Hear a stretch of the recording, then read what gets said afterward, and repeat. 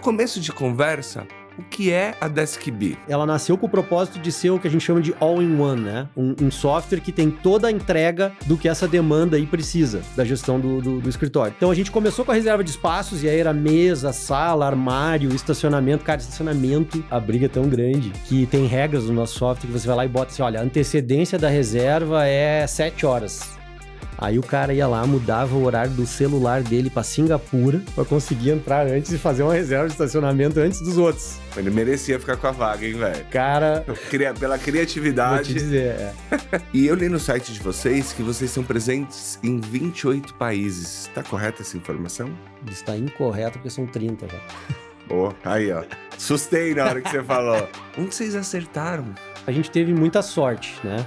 Só que a gente estava preparado para ter sorte. Cara, em um ano, a gente saiu de 20 clientes para 200 e depois para 400. Essa preocupação que eu tenho em criar relacionamentos verdadeiros com os clientes. Então, eu realmente, e é de verdade, acontece mesmo. Eu fico amigo dos caras, os caras ficam meus amigos. Nenhuma grande empresa compra de quem ela desconfia. E o que a gente escuta das narrativas, eu não tenho uma pesquisa, queria até saber isso com mais profundidade. É de uma volta total pro presencial, por parte das grandes empresas.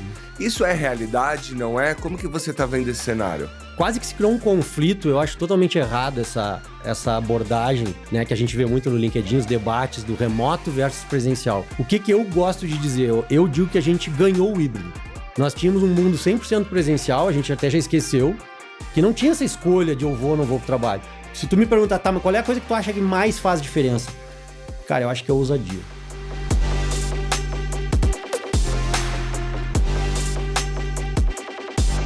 Fala pessoal, tudo bem? Sejam bem-vindos ao Como Não Pensei Nisso Antes, um podcast dedicado a falar de inovação de maneira descomplicada.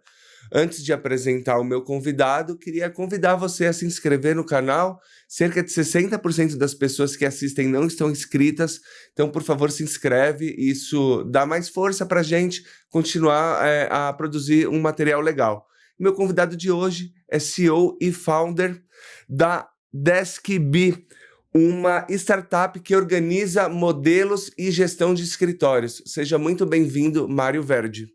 Olá, bem-vindo a todos. Muito obrigado, Eduardo, pelo convite. Vai ser um prazer conversar aqui contigo hoje. Para começo de conversa, o que é a DeskB? Bom, a DeskB é uma solução de software, né? Então, nós somos uma empresa de tecnologia e que nascemos ali antes da pandemia e fomos uma daquelas empresas que foi impulsionadas pela pandemia. Muita empresa de tecnologia foi impulsionada, né, pela adoção acelerada da tecnologia. E nós nascemos com o objetivo de organizar o uso dos espaços corporativos pelas empresas. Dá para a gente dizer, Eduardo, hoje que as empresas têm os seus próprios coworkings, né? A empresa em si não é usar o espaço de um coworking externo. Ela transformou o seu espaço num espaço colaborativo e compartilhado. Porque hoje faz muito mais sentido você ter um espaço, não aquela tradicional ideia de uma cadeira para cada colaborador, porque o modelo híbrido trouxe essa possibilidade de a gente usar o espaço de forma compartilhada. Então, a DeskB entrega todo um ferramental para a empresa fazer a gestão dos seus espaços, controlar os modelos que foram definidos, né? Vai 3 vezes por semana, vai 2 vezes por semana. E a gente entrega todos os dashboards, todos os dados que ajudam as empresas a conseguir planejar, implementar e controlar isso de forma eficiente. Mário, eu tenho uma dúvida. Primeiro sobre o contexto. Muito na época da pandemia, evidentemente, todo mundo investindo no home office, depois começou com o modelo híbrido, e o que a gente escuta das narrativas, eu não tenho uma pesquisa, queria até saber isso com mais profundidade. É de uma volta total para o presencial, por parte das grandes empresas. Isso é realidade, não é? Como que você está vendo esse cenário? Bom, cara, a gente está vendo principalmente as grandes empresas de tecnologia e algumas do setor financeiro também, capitaneando esse processo, né? E o que eu acho, assim, quase que se criou um conflito, eu acho totalmente errado essa abordagem, né, que a gente vê muito no LinkedIn, os debates do remoto versus presencial. O que eu gosto de dizer? Eu digo que a gente ganhou o híbrido. Então, para mim, é muito simples isso. Nós tínhamos um mundo 100% presencial, a gente até já esqueceu, que não tinha essa escolha de eu vou ou não vou para o trabalho. Cara, tinha algumas pessoas, tinha um modelo, né, empresas que adotavam um modelo mais por acessar talentos e tal. A minha esposa, por exemplo, trabalhava na IBM e ela sempre trabalhou remoto porque ela atendia clientes na Índia, nos Estados Unidos, era funcionária de Hortolândia, nós somos do Rio Grande do Sul, a gente mora em Porto Alegre, e ela sempre foi remota. Então, quando veio a pandemia, ela até brincou, agora todo mundo tá que nem eu, né? Só que passado isso, começou esse embate como se a gente tivesse que entender se é binário. O ser humano parece que gosta dessas dualidades, né? De brigar se é esquerda, direita, preto, branco e tal. E eu acho que entrou nesse embate também na questão do modelo de trabalho, e eu digo que a gente ganhou o híbrido. Com isso, a discussão eleva o nível e a gente começa a falar, cara, mas por que elas estão voltando para o presencial, né? Eu vejo, e até foi um post que eu botei esses dias no LinkedIn, um movimento meio leviano de algumas pessoas, assim, consultores ou caras ali que estão defendendo muito a questão desse nômade digital e tal, né? Como se o cara que tá pedindo pra galera voltar pro escritório fosse chato, microgestor, tivesse algum problema, sabe? E eu acho que esse cara tinha que botar a mão na cabeça e dar uma pensada. Cara, o CEO da JP Morgan, da JP Morgan, deve saber o que ele tá fazendo. O da Amazon também, o da Nike também, né? Veja que eu falei 3 empresas completamente diferentes aqui em modelo de negócio. E eu acho que a gente tinha que ter humildade de entender, cara, por que esses caras estão fazendo isso, né? Eu tenho uma posição, e eu sou da área criativa, né? Minha formação é na área de design. Eu acho que tem sinapses e conexões humanas que não acontecem fora do ambiente presencial. Então, se a gente quer construir algum tipo de momento, quer possibilitar algum tipo de momento muito focado na criação, na troca, na colaboração, não tem modelo melhor do que o presencial, né? E eu acho que eles estão percebendo isso. Essa eu tô falando a parte bacana da conversa. Eu poderia também, já que isso aqui é um podcast, como tu falou, super descontraído, cara, a gente conhece pessoas que tinham 3 empregos nesse mundo remoto. O cara simplesmente dizia que trabalhava para uma empresa, trabalhava para mais 2, né? Então existe também uma preocupação em ter um pouquinho mais de visibilidade sobre o negócio. Eu não me preocupo muito com isso, a minha empresa é híbrida, né? Mas eu tenho que trazer à tona, já que o debate, né, sua pergunta foi tipo, cara, por que estão voltando? Eu tenho que trazer à tona isso também. Existe sim uma dificuldade maior de gerenciar a colaboração, a interação e a própria produtividade das pessoas no modelo 100% remoto. Tem uma questão de produtividade, por exemplo, que eu acho muito interessante, né? Mas a produtividade aumentou no modelo remoto. Cara, eu estudei isso aí, eu sou estudioso dessa área. Muitos dos dados que vieram para nós foram dados americanos e alguns foram pesquisas feitas na Índia, tá? Por exemplo, com centrais de telemarketing. Isso não serve para a gente traduzir para o mundo do dia a dia aqui de todo mundo. O que aconteceu? Os caras pegavam softwares de gestão de tarefas, um deles bem conhecido é o Gira, por exemplo, e mediam o número de tarefas executadas pelas pessoas e viram que aumentou o número de tarefas executadas durante a pandemia. O que aconteceu? As pessoas trabalhavam mais horas por dia e trabalhavam toda manhã de sábado. Aliás, uma boa parte trabalhava todo sábado e até uma manhã do domingo, porque todo mundo ficava 100% do tempo em reuniões online e depois tinha que fazer as coisas, né? E aí os caras faziam as coisas quando? Sábado de manhã, sábado de tarde e domingo de manhã. Então só tinha uma queda de trabalho mesmo assim para 0 no domingo de tarde. Cara, isso é impressionante, fora o horário de trabalho que ultrapassava sempre, né, as 8 horas, vamos dizer, de trabalho. E outro fator importante é que, como é que se mede produtividade, né? Então, além desse exemplo que eu falei do Gira, que media pela quantidade de tarefas executadas, e aí foi se investigar mais a fundo e descobriu que tinha uma questão ligada à dedicação das pessoas também no tempo, tem uma questão, por exemplo, óbvia, não se mede produtividade, por exemplo, de um táxi por quilômetro rodado, né? Se mede por tempo e rapidez, pelo tempo que se chega na distância da forma mais rápida. E isso parece bobagem, mas é o que estava sendo feito. Estava se medindo a entrega pela quantidade de tarefa executada. Qual é a primeira conclusão de pensar um pouquinho mais a fundo sobre isso? Não significa qualidade, né? Que o cara está perdendo mais tempo para chegar no mesmo resultado, entendeu? É lógico. Então, mesma comparação aí do táxi, né? Que percorreu uma quilometragem maior para chegar no mesmo destino. Então, essa coisa da produtividade foi derrubada, né? Teve, sim, um ganho ali, porque as pessoas estavam trabalhando mais tempo e tal, mas logo se percebeu que isso aí já não era mais verdade. E também tem esse outro fato que mediram em tarefas também quase robotizadas, como telemarketing, a parte de desenvolvimento de software, que é uma galera muito propensa ao híbrido, funciona muito ao remoto, né? Principalmente porque O que está se falando hoje no conceito de trabalho é o que chama de activity-based working, ou seja, o trabalho baseado na atividade que você vai executar. Então eu poderia imaginar um cenário onde eu defino os meus planos de trabalho na empresa baseados no propósito do trabalho, do que tem que ser feito, né? Para evitar aquilo que a galera reclama, diz, eles mandam eu ir pro escritório, eu chego lá, tá todo mundo com fone no Zoom, né?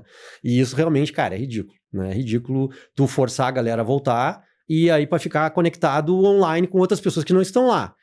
Na minha empresa, por exemplo, todos os dias que tem idas presenciais por times, tem propósitos de reuniões que a gente quer a convivência, né? Seja por um desenvolvimento ali na equipe de TI, por exemplo, seja por um desenvolvimento que está sendo iniciado, e daí tem muita discussão de caminhos a tomar, de possibilidades e tal, ou até aquele trabalho que um desenvolvedor faz, chama de pair programming, né? Programar do lado de outro. Cara, é muito mais legal ao vivo, muito mais legal, não tem comparação.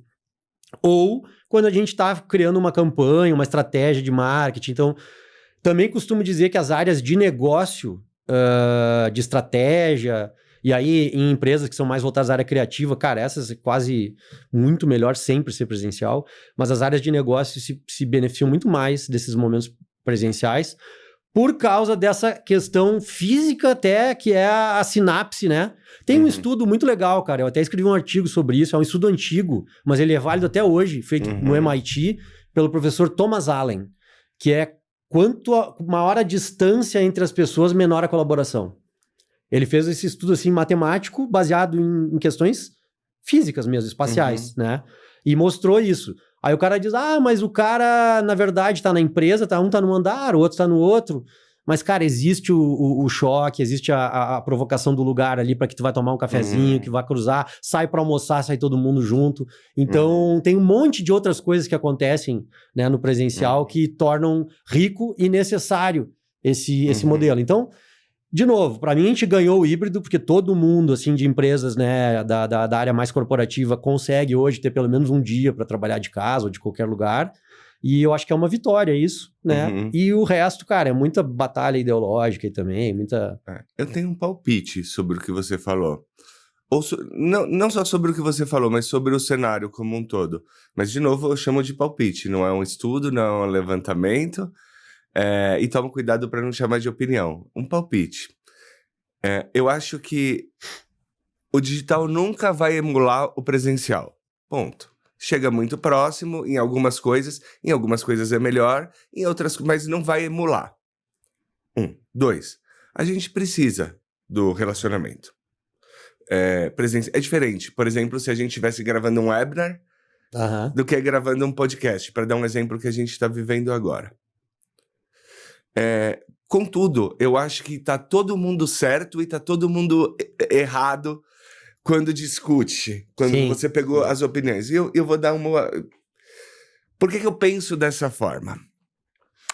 Eu já vivi na EDB gente com 3, 4 empregos, como você falou, é verdade. Eu também já vivi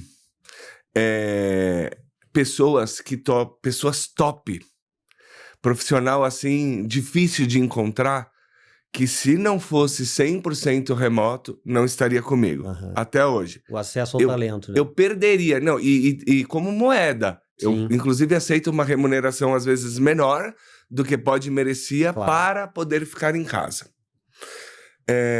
Eu acho que tem o líder que prefere o presencial. Tem trabalhos que funcionam melhor no presencial, tem trabalhos que podem ser feitos remotos, tem sim o líder microgerenciador que quer dar uma chicotada e ele não tem liderança, então ele não consegue, ele quer usar o método velho num modelo novo.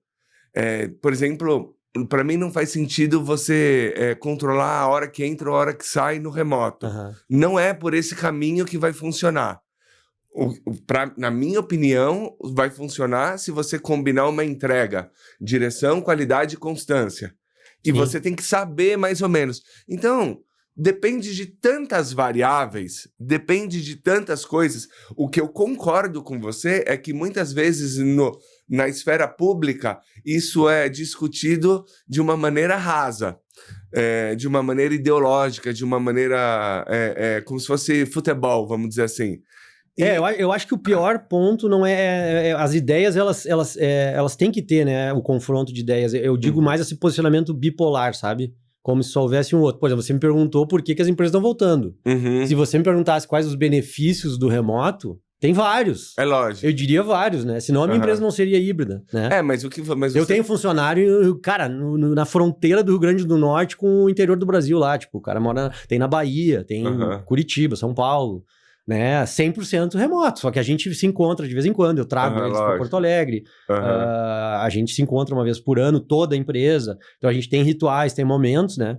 Tem vantagens. Cara, essa do talento, por exemplo, é a principal. Cara, tem um cara que é um puta talento. Tu quer aquele cara trabalhando para ti, o cara só aceita remoto. Tu vai deixar de pegar o cara? É aí que tá. E também acho que tem o cara que vai no presencial e enrola na tua cara. Tem de tudo. Essa é uma conversa muito, muito mais complexa do que ela vem sendo tocada nas redes sociais. Mas você tocou num ponto que é importante, assim, né? Pô, você acha que o presidente, o CEO da do JP Morgan não sabe o que ele tá fazendo, né? Que o cara da Amazon não sabe. Exato. Ou que ele quer microgerenciar.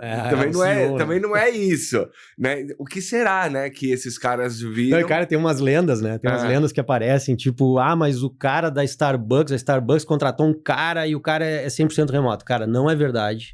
Ele não é 100% remoto. Ele só não quis sair de Los Angeles, que é onde ele mora, e ele criou um custo muito maior para a empresa, que ele voa toda semana de jato particular para Seattle, para a sede da Starbucks. Então não é assim, o cara, ele é remoto porque ele é híbrido, ele mora em outro lugar, tá? Mas ele vai para Seattle toda semana, fica 3 dias e volta segunda e sexta que ele fica em Los Angeles. Então começou a criar uma história toda, sabe? Confusões, e esse debate ficou... Eu acho que ficou meio... empobrecido. Até meio chato, assim, já, sabe? Acho que a gente já virou essa página. Acho que agora a gente tem que trabalhar tá, cara, como é que eu faço o melhor disso? Como é que eu extraio o melhor disso? E é aí que a gente tá focado. A gente tá focado em ajudar as empresas a escolherem o seu modelo, porque isso é outra coisa. Não tem regra, né? A velha frase, não tem receita de bolo. Cada empresa vai achar um modo de trabalhar. A gente tem empresas que trabalham, por exemplo, por squad. Semana passada eu tava no Rio de Janeiro, fui visitar alguns clientes lá. Um deles é a Subsea 7, que é uma empresa que faz... A gente tem internet com a qualidade que a gente tem, porque tem uns caras que instalam aqueles cabos submarinos intercontinentais. A Subsea 7 é líder mundial nisso daí. Faz serviços submarinos também, presta serviço de manutenção nas plataformas de petróleo da Petrobras e tal. Cara, eles têm uns navios, assim, enormes deles, né? E um deles é um com cabos, assim, que faz essa instalação de cabos de internet. Muito bacana. E esses caras trabalham por projetos. Então, eles têm times, né, de, temos que fazer a instalação do cabo tal. Vai ter um squad todo que vai fazer aquele projeto. Então, eles organizam o espaço de trabalho deles e o modelo em cima dessa ideia do squad de projeto. Eles vão lá, pegam o nosso software, organizam a galera num espaço específico, criam as reservas ali pro pessoal, o software comunica os caras, você tem reserva toda semana no lugar tal, o cara só chega lá, tem o lugarzinho dele separado, ele senta e a empresa tem o controle, né, de quem foi, quem não foi, como é que tá a ocupação. Então esse aí, por exemplo, trabalha de um jeito diferente, não é a ideia do que a gente chama de hot desk, né? Tu chega no lugar e eu vou trabalhar hoje, faz uma reserva e vai. Tem até lugares que tu não precisa nem fazer a pré-reserva, tu chega lá, clica o QR Code, lê o QR Code ali e faz a reserva na hora, né? Como se fosse um coworking mesmo. Então, cada um faz do seu jeito, cada um extrai o seu valor, e a gente, por estar crescendo junto com essa problemática toda, vai aprendendo com os clientes, né? E incorporando isso no software e vai conseguindo ajudar as empresas a aplicar o seu modelo, né? Isso que eu acho legal, não tem uma regra. Claro, a gente começa a ter melhores práticas, né, Eduardo? E isso ajuda muito a empresa. A empresa que chega lá e diz, cara, como é que as empresas do setor tal têm feito nessa situação? E aí, nós temos 10 clientes aqui que fazem isso. Aí o cara olha, legal essa ideia. Posso falar com eles? A gente conecta os caras, eles conversam e tal. Então, é muito co-construção, assim, né? Hoje a gente nós somos líderes no Brasil, a gente tem 400 empresas, mas 200 estão entre as 1.000 maiores do país. Então são clientes bem grandes mesmo, BR Foods, John Deere, Volkswagen, BTG, XP, de todos os setores, né? O pessoal acha que a indústria não tem esse tipo de problema, tem sim, a Ajinomoto, Cássio, aquela dos relógios, Faber-Castell, todo mundo tem escritório e todo mundo precisa fazer a gestão disso, né? Tem trabalhadores de escritório, precisa organizar isso e a gente ajuda bastante as empresas aí nessa temática. Fala para mim quais são os serviços que a DeskB oferece. Essa pergunta é super legal porque ela traz o que é a nossa proposição de valor também, né? E aí já vou até puxar aqui com um tema bacana. Eu vim aqui para São Paulo porque eu também participei de um summit de inteligência artificial. Eu acho que todo software muito nichado vai ser engolido pela IA. Para mim, softwares nichados vão ser que nem planilhas de Excel. Qualquer empresa vai ter um departamentinho ali que vai dizer, cara, que nem te diz, faz uma planilha de DRE para mim, né, de financeira. Tu vai dizer, cara, faz um softwarezinho ali de cadastro de fornecedores. E vai ser assim, já dá para fazer isso, tá? Então, quando tu tem um software muito nichado, eu acho que essa galera tá bem ameaçada aí por esse acesso que cada empresa vai ter a gerar os seus próprios softwares, tá? Em nuvem. Então, a DeskB, isso foi super acertado lá atrás, ela nasceu com o propósito de ser o que a gente chama de all-in-one, né? Um software que tem toda a entrega do que essa demanda aí precisa, da gestão do escritório. Tanto que o layout do nosso software eram uns botões redondinhos, a galera logo apelidou, os clientes apelidaram de controle remoto do escritório. Cara, eu adorei essa frase, a gente usa ela. Cara, somos o controle remoto do workplace ou do escritório. Né? Então, o que a gente tem hoje? Dentro dessa lógica que o escritório passou a ser uma ferramenta, e eu até chamo que ele agora é uma tecnologia, né? No real sentido mesmo, o escritório passa a ser uma tecnologia da empresa, a serviço da empresa. Tem N coisas que precisam acontecer ali para tudo isso que a gente falou aqui do uso compartilhado, colaborativo e tal, funcionar bem. Então a DeskB começa, antes da pandemia, com a oferta de reserva de espaços, e também um módulo de gestão de convidados, que isso é um negócio super em voga hoje, aquela coisa chata de como é que tu acessa um espaço, chega na recepção, tem 20 caras na fila e tal. Hoje tem toda uma sistemática, né? A gente é parceiro da HID, que é uma das maiores empresas do mundo de gestão de identidades, os caras que inventaram o crachá de aproximação, aquele crachá que todo mundo usa, 90% deles, se tu olhar atrás ali, vai ter HID escrito. Né? Você da sua empresa olha atrás do crachá, vê se não tá lá HID, pode ser que não seja, mas 90% vai ser HID. Hospitais, assim, áreas de alta segurança, tudo usam a HID. E a gente é parceiro deles nessa integração com os controles de acesso, né? Para fazer a gestão de visitantes ser uma coisa mais fluida, mais moderna. Então a gente começou com a reserva de espaços, e aí era mesa, sala, armário, estacionamento. Cara, estacionamento tá um problema hoje nas empresas muito grande. Depois até mais para frente a gente fala, porque tem ligação com outro módulo que a gente tem de caronas corporativas, é super bacana. Mas estacionamento tá muito demandado, assim, a gestão de espaço de estacionamento. E aí a gente começou a agregar outros serviços. Então hoje a gente tem módulos, tem um módulo de chamados que é, cara, aconteceu alguma coisa no escritório, ou qualquer chamada até administrativo mesmo, de chamadas de RH e tal, a gente tem uma gestão completa com SLA, com controle em Kanban, que nem o Trello e tal, super bacana. A gente tem gestão de documentos, o pessoal da área, que é o nosso cliente, né, para quem não conhece, é o gestor de facilities, o gestor das amenidades, do espaço, que é um cara que ganhou muita relevância depois da pandemia. Hoje também tem o Workplace Manager, né, que é um termo mais internacional e que é mais amplo do que o predial, vamos dizer assim. O Workplace é tudo que envolve o ambiente de trabalho. Também tem o RH, que também é uma frente de contato nosso, e o cara de tecnologia. Mas fechado esse parênteses aí de quem é a nossa persona, esse cara de facilities tem muitas demandas que não eram atendidas pelos softwares corporativos da empresa, os ERPs. Por exemplo, gestão de chamados não era, a gestão de estoque não é, tá fora, é paralela, é tudo feito em Excel. Então a gente tem um módulo de gestão de estoque. Nós temos um módulo de gestão, é uma mini expedição, né? E tudo isso foi desenvolvido em parceria com alguns clientes. A demanda vinha, a gente chamava 1, 2, 3 clientes, trazia para dentro, trocava a ideia, internalizava, fazia workshops com os caras, desenvolvia um protótipo, testava com eles e lançava. Esse módulo de entregas, por exemplo. A galera começa a pedir coisa na Amazon e tal, chega lá no escritório, cara, era uma zona. Aí ficava no WhatsApp, mandando e-mail para as pessoas, tem um pacote aqui para ti, Eduardo, né?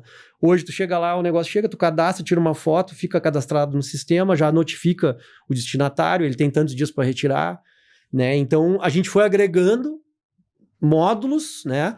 E aí já entra no nosso modelo de negócio, que é assim, o plano básico que tem as reservas de espaço que a gente contabiliza por usuário e por espaços. Então, quantas pessoas vão usar e quantas mesas você tem ou salas de reunião e assim vai, né?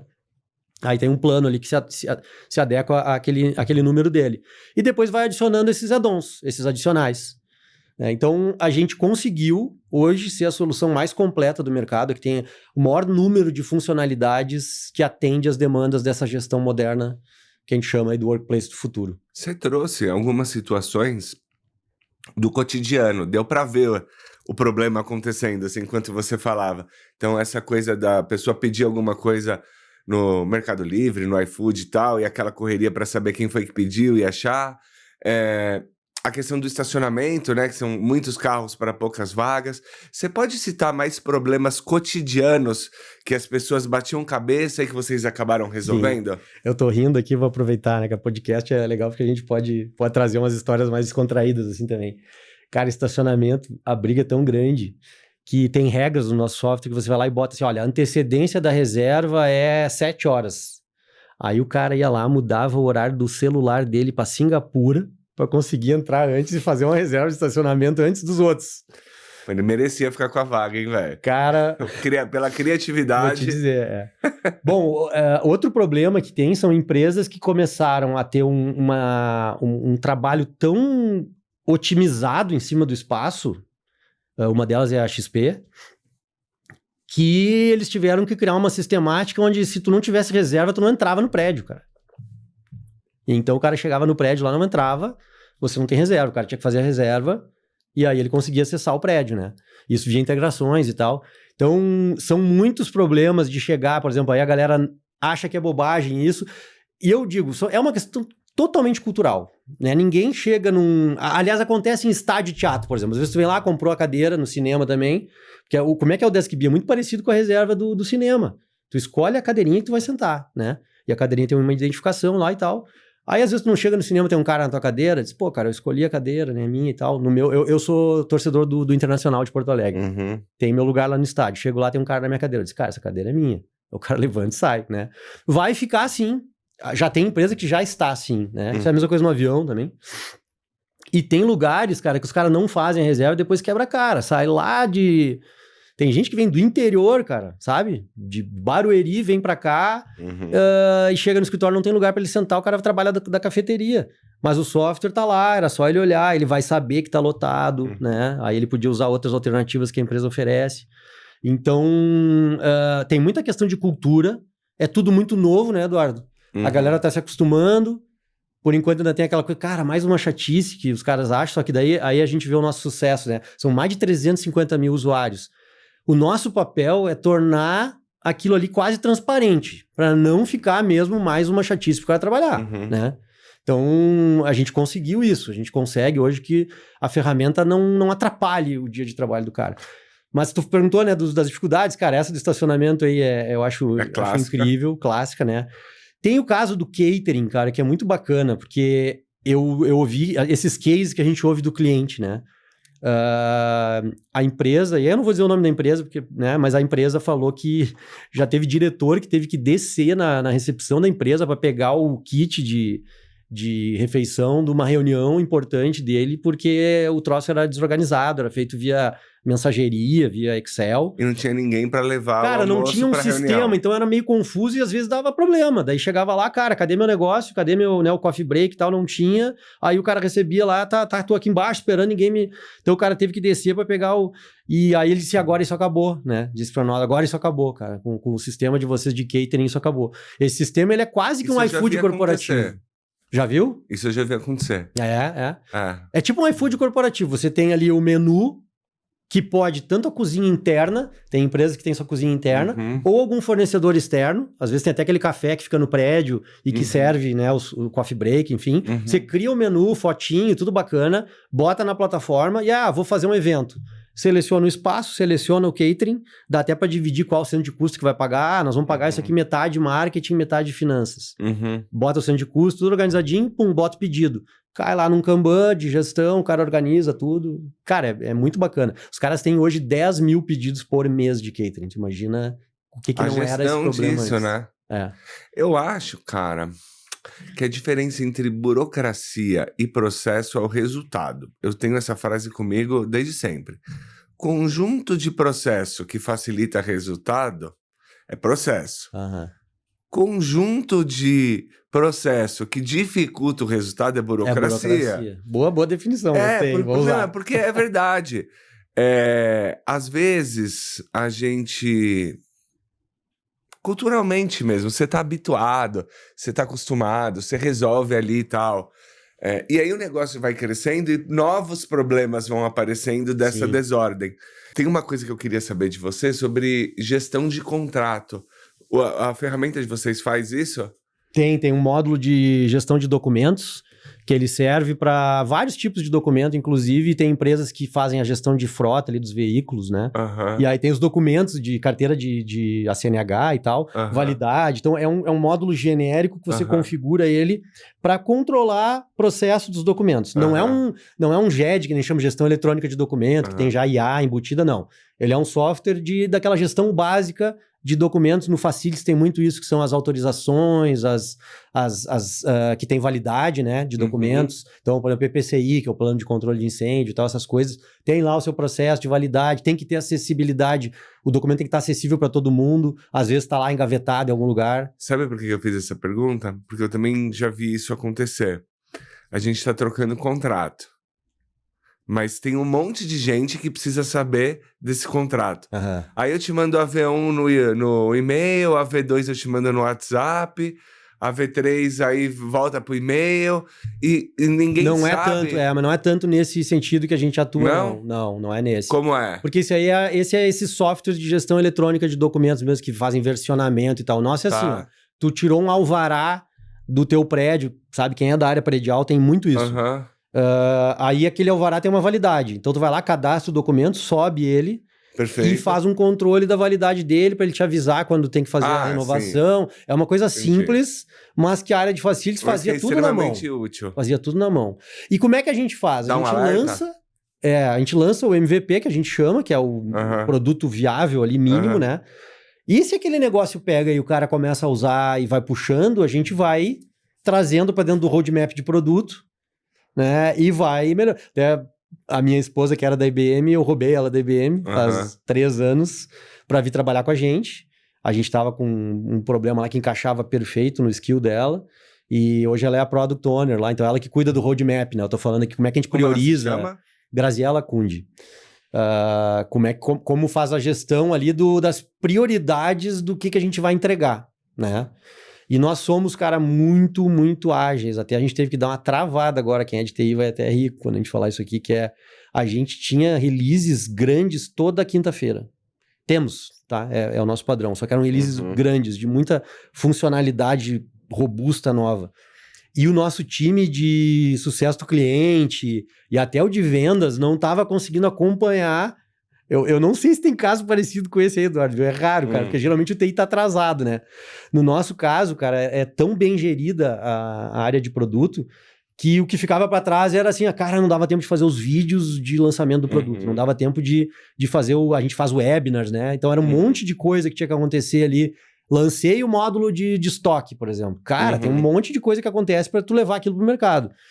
Então a gente tá dando uma baixada na velocidade até para dar uma segurada aí e fazer uma coisa um pouco mais compassada, assim, tava meio rápido demais o negócio. Cara, tem uma pergunta pra você sobre produtos ainda. Você consegue me dar os 3 ou 5 top produtos ou serviços que são mais requisitados pela sua base de clientes? Sim, cara, o número 1 é a reserva de estação de trabalho, que é a real demanda desse novo modelo. Aí o número 2 é uma coisa bem tradicional, mas que está sendo reinventada, que é a reserva de sala de reunião, né? Por exemplo, um problema clássico, cara. E aí aqui eu vou aproveitar a oportunidade para fazer uma provocação bacana aí também para a galera de TI, né? 2 grandes marcas internacionais, Google e Microsoft, resolveram resolver da forma deles o problema de reserva de salas. Só que isso foi feito em cima de uma tecnologia de e-mail. Né? Quem é de tecnologia sabe que o protocolo utilizado para reserva de sala é o mesmo de um e-mail. Então, a sala que está lá no Outlook ou no Google como recurso, né? Tem um lugarzinho lá que tu bota o recurso, a sala e tal, ela é uma caixa de e-mail, tá? E o protocolo de e-mail, para quem é técnico aí, que é aquele protocolo SMTP, ele tem problemas. Ele não é um protocolo de sistema de banco de dados, né? Ele é um protocolo de comunicação. Ele tem problemas de delay, de algumas dificuldades técnicas que para este uso são complicadas. E durante décadas isso funcionou porque pouca gente usava, assim, e de repente começou muita gente querer fazer a gestão da sala de reunião. E o problema mais clássico de usar Outlook e Google para gestão de sala é que eles não derrubam reserva vazia. Então, eu te falei que eu estava no Rio de Janeiro, né? Numa das reuniões que eu estava lá, o cara disse, estava na tela, assim, a TV, né? Tinha a tela da reunião ali, o cara, essa reunião que tá ali, eu vim aqui, vi que a sala estava vazia, a gente entrou. É de um cara que saiu da empresa há 2 anos atrás. Olha como é que pode, cara. Tinha uma sala reservada para um cara que não trabalha mais na empresa há 2 anos. Por quê? Porque o cara criou uma recorrência infinita, que no Outlook tu bota lá, não termina. Ela fica infinita. Infinita mesmo, porque ele vai gerando novas reservas para frente e aquilo nunca termina. E o cara já tinha saído da empresa há 2 anos e a sala estava bloqueada no sistema, entendeu? Então, se visualmente tu não vai lá e vê que a sala tá vazia, cara, tu tá jogando fora 20 metros quadrados que custa centenas de milhares de reais, né, por ano numa empresa. Então, isso daí é um problema clássico que a gente resolve. O DeskB integra tanto com o Google como com o Outlook e derruba uma reserva vazia. E hoje, Eduardo, tem coisas muito mais bacanas também que dá para fazer, né? A gente já tem como não liberar a sala de reunião se não for pelo anfitrião da reserva. A gente tem como contar quantas pessoas tem e fazer um check-out da sala quando a sala está vazia depois de 15 minutos, por exemplo. E te entregar também dados de, olha, tem uma sala de 10 pessoas que passou 80% do tempo ocupada por não mais do que 4 pessoas. Então você deveria... Cara, precisa fazer alguma coisa com isso, né? Então a gente entrega esses dados e como a gente entrega outros dados também, né? Reserva de estação, por exemplo, que lugares são preferidos pelas pessoas, já quando tem o hot desking, que é livre. Mas então vamos lá, estação de trabalho, depois a reserva de sala, aí a reserva de estacionamento, é muito demandada. Depois o entregas, esse de expedição que recebe, tá um sucesso esse módulo. E agora, cara, bom, fora o, né, se for entrar na ordem ali, o módulo de catering tá indo muito bem também, mas a gente tem um módulo novo, nós adquirimos uma startup, né? E essa startup tem um módulo de caronas corporativas. E por enquanto ainda está operando de forma separada, né? Um produto separado, mas ele vai ser incorporado ao nosso produto. E isso está muito legal, porque primeiro que a gente consegue entrar na empresa conversando com outras pessoas, área de inovação, de ESG, né? Inclusive o nosso time está agora na Rio Innovation Week, lá participando de uma mesa falando sobre mobilidade corporativa no futuro do trabalho. Então esse módulo também está um sucesso, a gente está acreditando bastante nesse módulo. O que ele faz? Ele organiza caronas entre colegas de empresa, então é um troço seguro e bacana porque gera integração, né, entre pessoas de áreas diferentes e também gera redução forte no impacto ambiental, né, cara? Podia estar vindo 3, 4 carros, tá indo 1, né? Com pessoas com carona, tu também reduz espaço de estacionamento. Então, eu tô acreditando muito nesse produto aí que a gente tá trazendo pro mercado também. Quer abrir o nome da startup? Cara, podemos abrir sim. A startup é a Bind, né? O produto vai se chamar BeBind, vai ser um módulo dentro do DeskB, né? E o fundador dela é o Gustavo Gracitelli, um cara sensacional, virou um grande amigo meu já também. E ele iniciou essa startup com uma viagem que ele fez pro Alasca, ele é paulista, foi pro Alasca numa Nissan com mais 4 amigos, 1 ano viajando até o Alasca. Do Alasca ele foi até a Patagônia e depois ele voltou para São Paulo. Então, o cara ficou praticamente 1 ano dentro de um carro entre 5, né? Quando chegou em São Paulo, de novo, ele olhava todos os carros só com uma pessoa e ele, cara, eu preciso fazer alguma coisa. Ficou na cabeça com aquilo ali, que ele tinha que trabalhar em cima de mobilidade e tal, e abriu a Bind, né, para propiciar essa carona entre as empresas, né? Já tem grandes clientes como Santander, Sanofi, Maxion, e a nossa base está recebendo muito bem, né? A gente consegue, quando a gente traz o novo produto, todo mundo fica interessado, está gerando muita conversa e a gente está acreditando bastante. Então, aguardem aí que o BeBind já tá chegando. Eu conheci o Gustavo já desde, enfim, alguns anos atrás, e eu conheço essa história. E tem uma história do Bind que eu achei muito legal, Sabe o Bradesco de Osasco? Tem um nome, é a Cidade... Cidade de Deus. Cidade de Deus. Eu vi história, eu acho que foi lá. Eu acho que foi lá. Deve ser, era um dos grandes clientes deles. O que acontecia? Você marcava uma reunião 9 horas da manhã, você não conseguia chegar. Porque dava um problema no acesso ali. Tinha um problema de acesso e você não chegava. Então, é interessante como certas coisas que você está trazendo, elas não param nelas mesmas. Tipo, pode parecer um problema menor, mas o efeito cascata dessas coisas que você vai trazendo significa que a pessoa deveria estar fazendo uma coisa e ela está fazendo outra que ela não precisava estar fazendo. Então, não é só o prejuízo daquilo, é todo o prejuízo estendido. É uma cadeia, né? A cadeia de... né? E eu nunca tinha pensado nisso, até ele me explicar. Essa cadeia da reunião. Quando chegou na reunião, eu falei, cara, é óbvio. Tipo, se o cara não chega, ele vai se atrasar para a reunião, isso vai afetar a relação com o cliente, isso diz muito, a pessoa vai ficar estressada, nervosa. Total. E um visitante, então, né, que entra naquele bolo ali, um cara externo, por exemplo, quer chegar lá, não consegue, né? Então tu tá mexendo ali num problema real do negócio. Por isso que eu tô te falando, porque as coisas, eu acho que o público, às vezes, a maneira como é abordado, parece que certos empresários só estão trazendo um conjunto de boas intenções, e isso pode soar vazio. Isso não é verdade. Pode até ser verdade para alguns casos, mas nesses casos são problemas. É um probleminha aqui, um probleminha ali, outro probleminha ali, outro probleminha ali, que vai afetando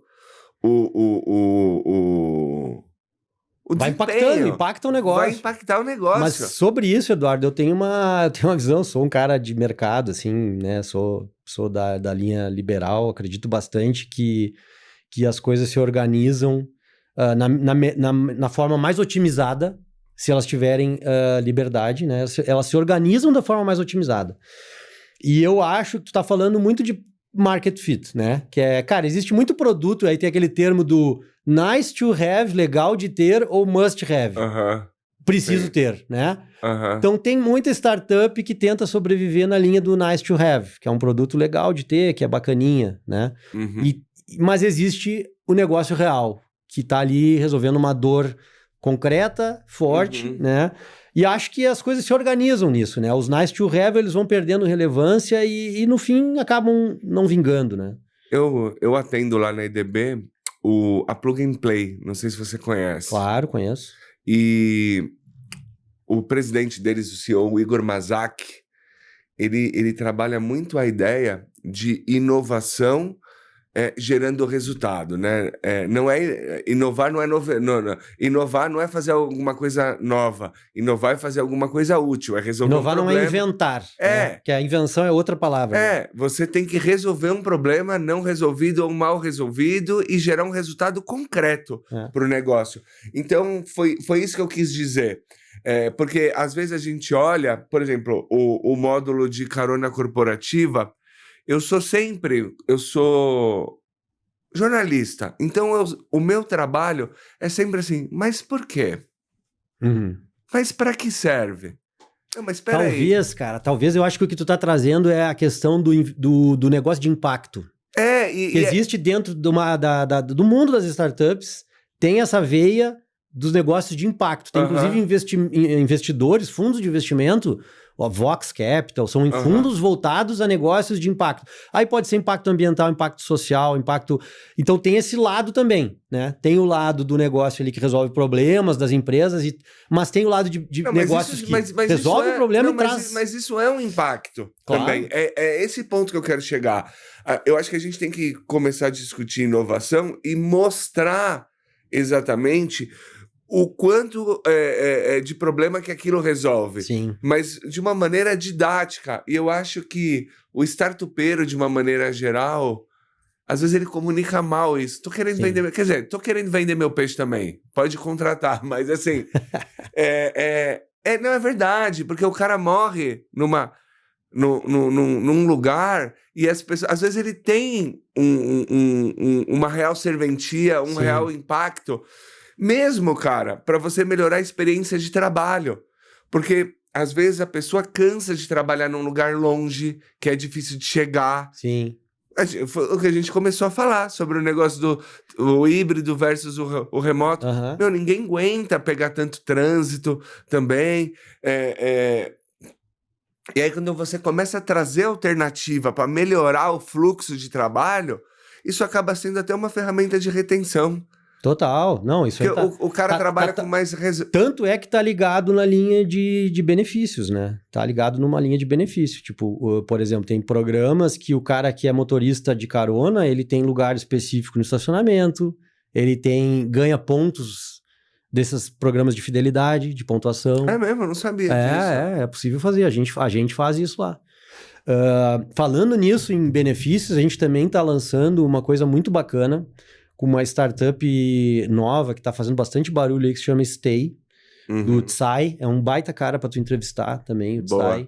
O Tsai é um filho de taiwaneses que foi CEO do Uber. Cara, botou boa parte do Uber de pé no Brasil.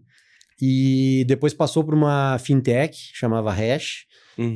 E agora tá com a Stay, que é a simplificação da previdência para colaboradores. Então o cara tem toda a interface de um programa de previdência privada no WhatsApp.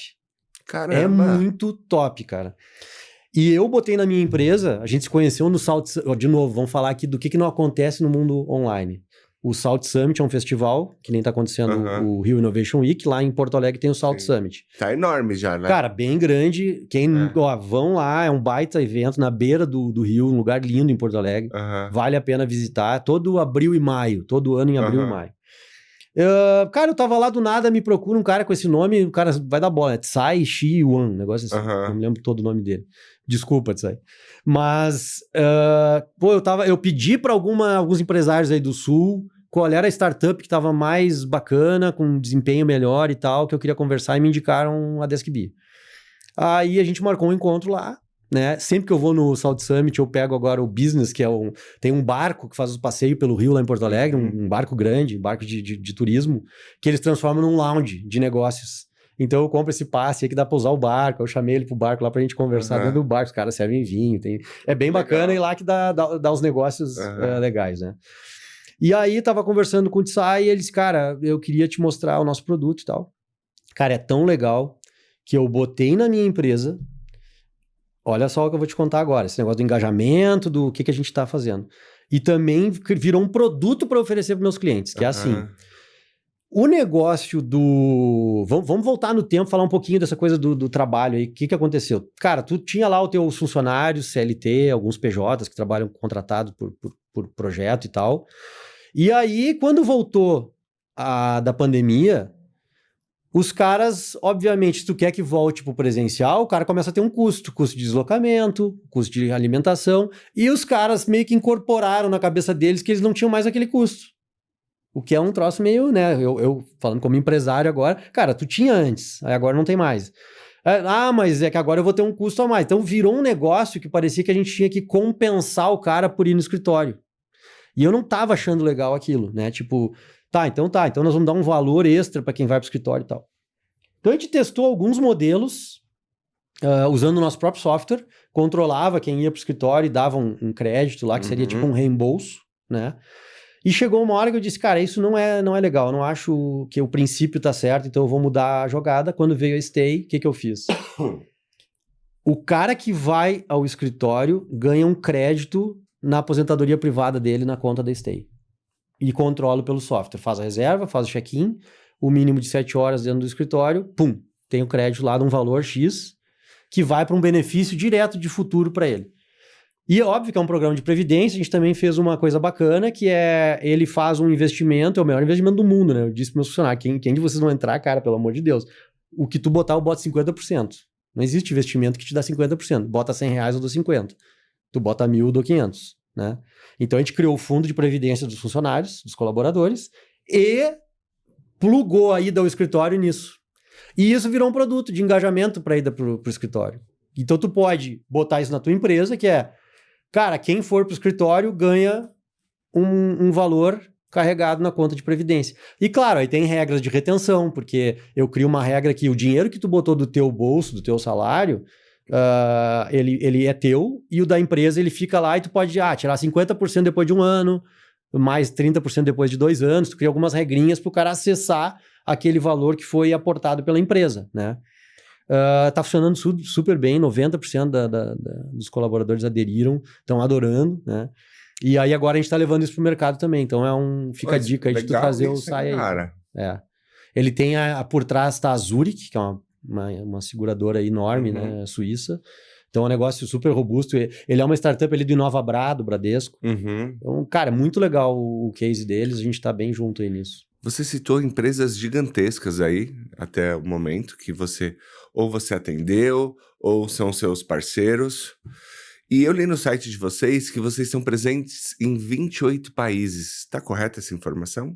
Está incorreta, porque são 30 já. Boa, aí ó. Assustei na hora que você falou. São 30.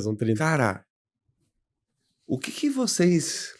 Onde vocês acertaram?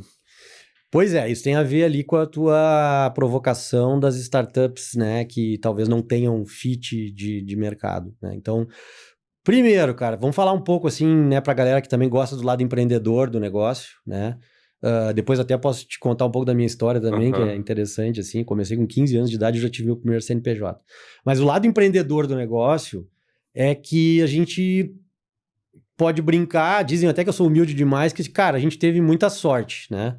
Só que a gente estava preparado para ter sorte, né? Que foi ali estar pronto antes da pandemia para quando veio o negócio. E isso veio de uma certa visão minha, mas que era uma aposta, uma visão meio frágil, assim, de... Cara, um dia vai ter um modelo híbrido, né? Isso está acontecendo no mundo, estão falando sobre isso.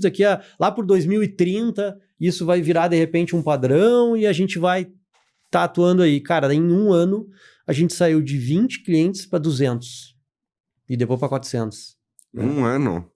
Em um ano, que foi 2019, a pandemia começou em março de 2020, né? Sim.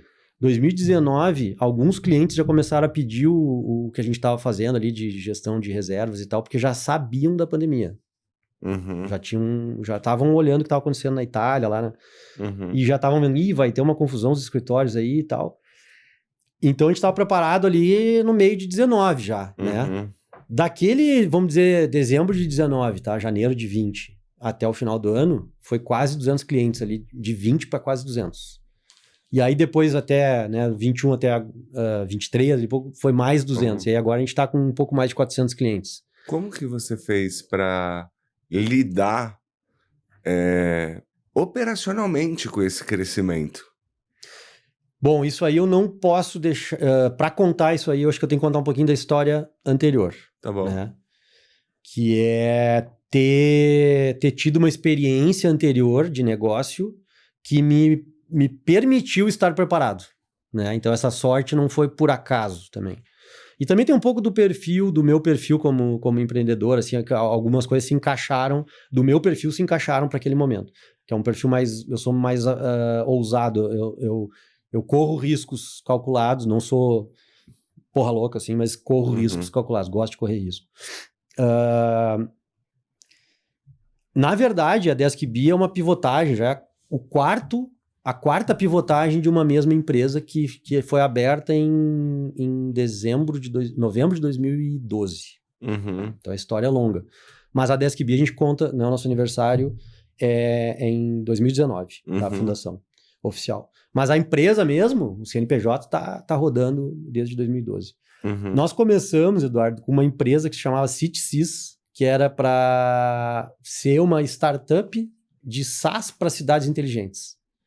Era o boom da época e a gente criou um produto que ele era gestão de ativos e operações de campo para cidades inteligentes.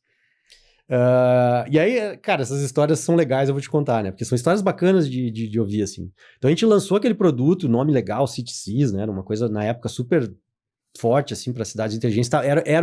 Era a bola da vez, não se falava de inteligência artificial ainda. A bola da vez era Smart Cities, né? Nós até ganhamos um prêmio da IBM disso em 2015.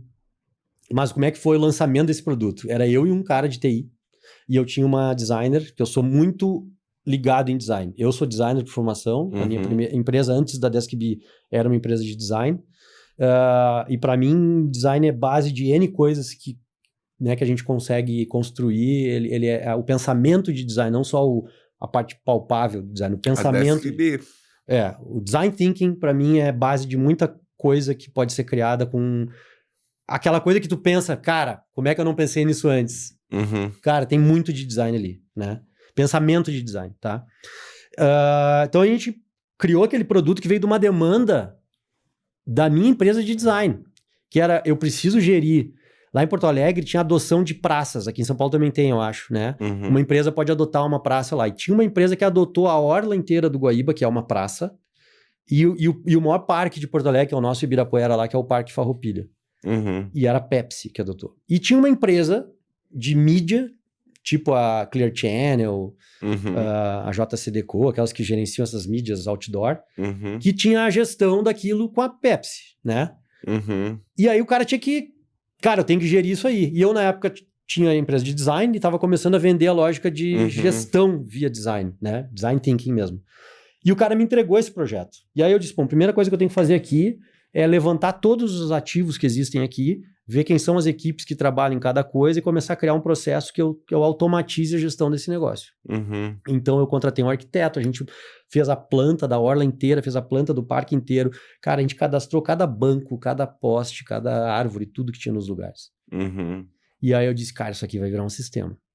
E aí eu fiz um sistema que cadastrava os ativos com geolocalização, precisão, e tinha um sistema de gestão de eventos. Então, queimou uma luz do poste tal na orla, que tinha o número tal, abria uma OS automática para a equipe de iluminação pública, que cuidava da iluminação pública. O banco tal caiu, abria para mobiliário urbano uma ordem de serviço, geolocalizada, com foto antes e depois, toda contagem de tempo da execução do trabalho. Cara, era um produto muito bacana. E aí a gente, cara, isso aqui dá para usar em qualquer cidade. Né? Tava bombando nesse projeto aí, foi um sucesso. E aí a gente foi para uma feira de cidades inteligentes aqui em São Paulo. Eu ia fazer uma brincadeira. Faz. Podia tentar vender um desse painel, hein, cara?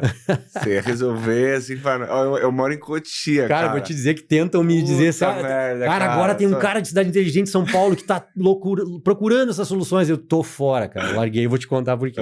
Mas conta aí, desculpa te cortar. Não, vamos lá. Aí a gente... Cara, a startup era pequenininha, era eu, mais esse cara, essa designer aí, alguns freelancers, né? E aí eu disse, Henrique era meu sócio. Cara, tem uma feira de cidade inteligente, eu comprei um stand, depois a gente paga, botei no cartão, e 20 e poucos mil reais pra montar, pra estar lá, tudo. O cara tá louco, cara, tu vai gastar tudo isso. Cara, resultado, fomos na feira, ele acabando lá a primeira versão do software, programando no stand, e aí chega lá uma comitiva de São Bernardo do Campo, olha o nosso software e a gente diz, não, nós vamos fazer uma apresentação no palco amanhã. Então, nós vamos lá. Os caras trouxeram uns 10 caras para assistir a apresentação, olharam e fecharam um contrato com a gente de um ano. Depois estendeu para 3. Cara, a gente com a startup desse tamanho, cara, contratão era a empresa de gestão de placas de sinalização da cidade inteira. O que a CET faz aqui em São Paulo, era a empresa que fazia para São Bernardo. Nossa, cara, que top, velho, né? Uhul, vai dar muito certo. Nunca mais vendemos outro contrato pra nenhuma cidade. Foi o único.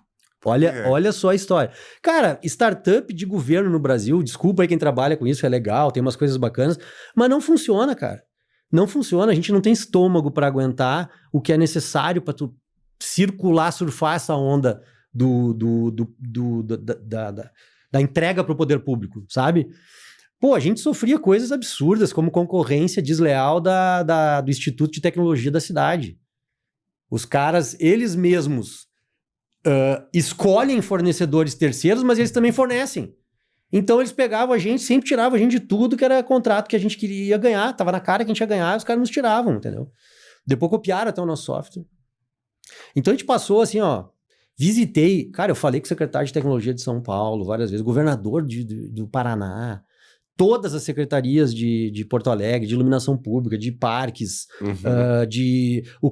teve uma fraude uma vez em Porto Alegre, que tinha uma rua que tinha 400 metros, ela tinha 800 bueiros, boca de lobo. Tinha 800 numa rua de 400. Fraude, né? Os caras me chamaram, que tinham ouvido falar do nosso software. Olha essa história, tem um parênteses aqui. Eu tava falando com o prefeito de Porto Alegre na época, dentro da prefeitura de Porto Alegre, quando estourou... Tu te lembra da Revolução de junho de 2013? Uhum. Dos estudantes? Sim. Do ônibus, aquele negócio dos ônibus? Começou aqui. Cara, eu tava dentro da prefeitura, quebraram o vidro da prefeitura e o cara disse, cara, vamos acabar a reunião, sai. Aí eu saí dali, na hora, depois tomaram o centro, cara, veio uma galera pra lá, foi uma confusão. Foi nesse dia que eu tava falando sobre essa fraude aí. Porque o meu sistema cadastrava cada boca de lobo, geolocalizada, com tudo, então não tinha como tu cobrar por 800 bocas de lobo numa rua de 400 metros, entendeu? Aí a gente participou de um concurso da IBM e ganhamos um destaque. A gente foi finalista lá do IBM Smart Camp, que era um programa global da IBM, de startups, e chamamos a atenção do Swiss Business Hub, que era tipo uma câmara de comércio, uma área de negócios da Suíça. Cara, encurtando a história, acabamos indo para a Suíça, levando o produto para lá. O meu sócio, o Henrique, foi para a Suíça. A gente vendeu toda a tecnologia, vendemos a marca, o produto, tudo para eles. O Henrique foi junto, né? Não é mais meu sócio já há 6, 7 anos.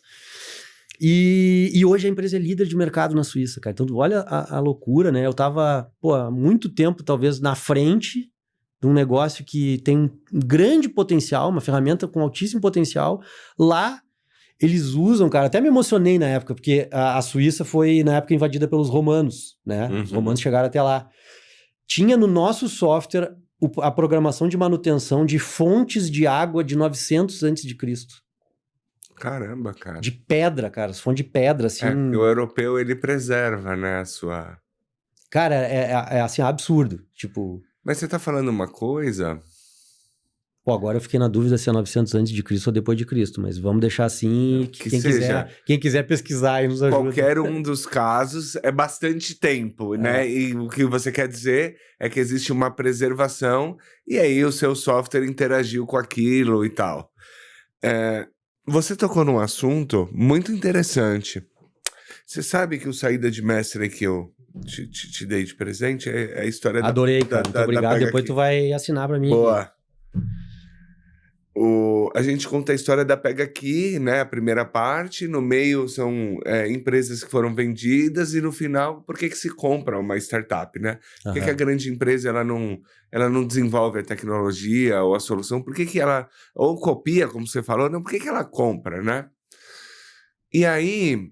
A Pega Aqui era uma rede de ponto de retirada. Acho que ela está operando ainda pela Intelipost. Bom, o modelo de você comprar uma coisa e entregar num comércio existe na França desde os anos 50. Sim. Não tem nem relação, não existe internet, óbvio, não existiu e-commerce. Mas eu comprar alguma coisa e entregar na padaria, entregar no... Isso já é uma ideia antiga, mas que só veio vingar no Brasil e ainda teve um trabalho de educação forte, assim, de insistência até. Sim. Então tem muito também da inovação. Às vezes não é a tecnologia ou não é só o pensamento da própria empresa.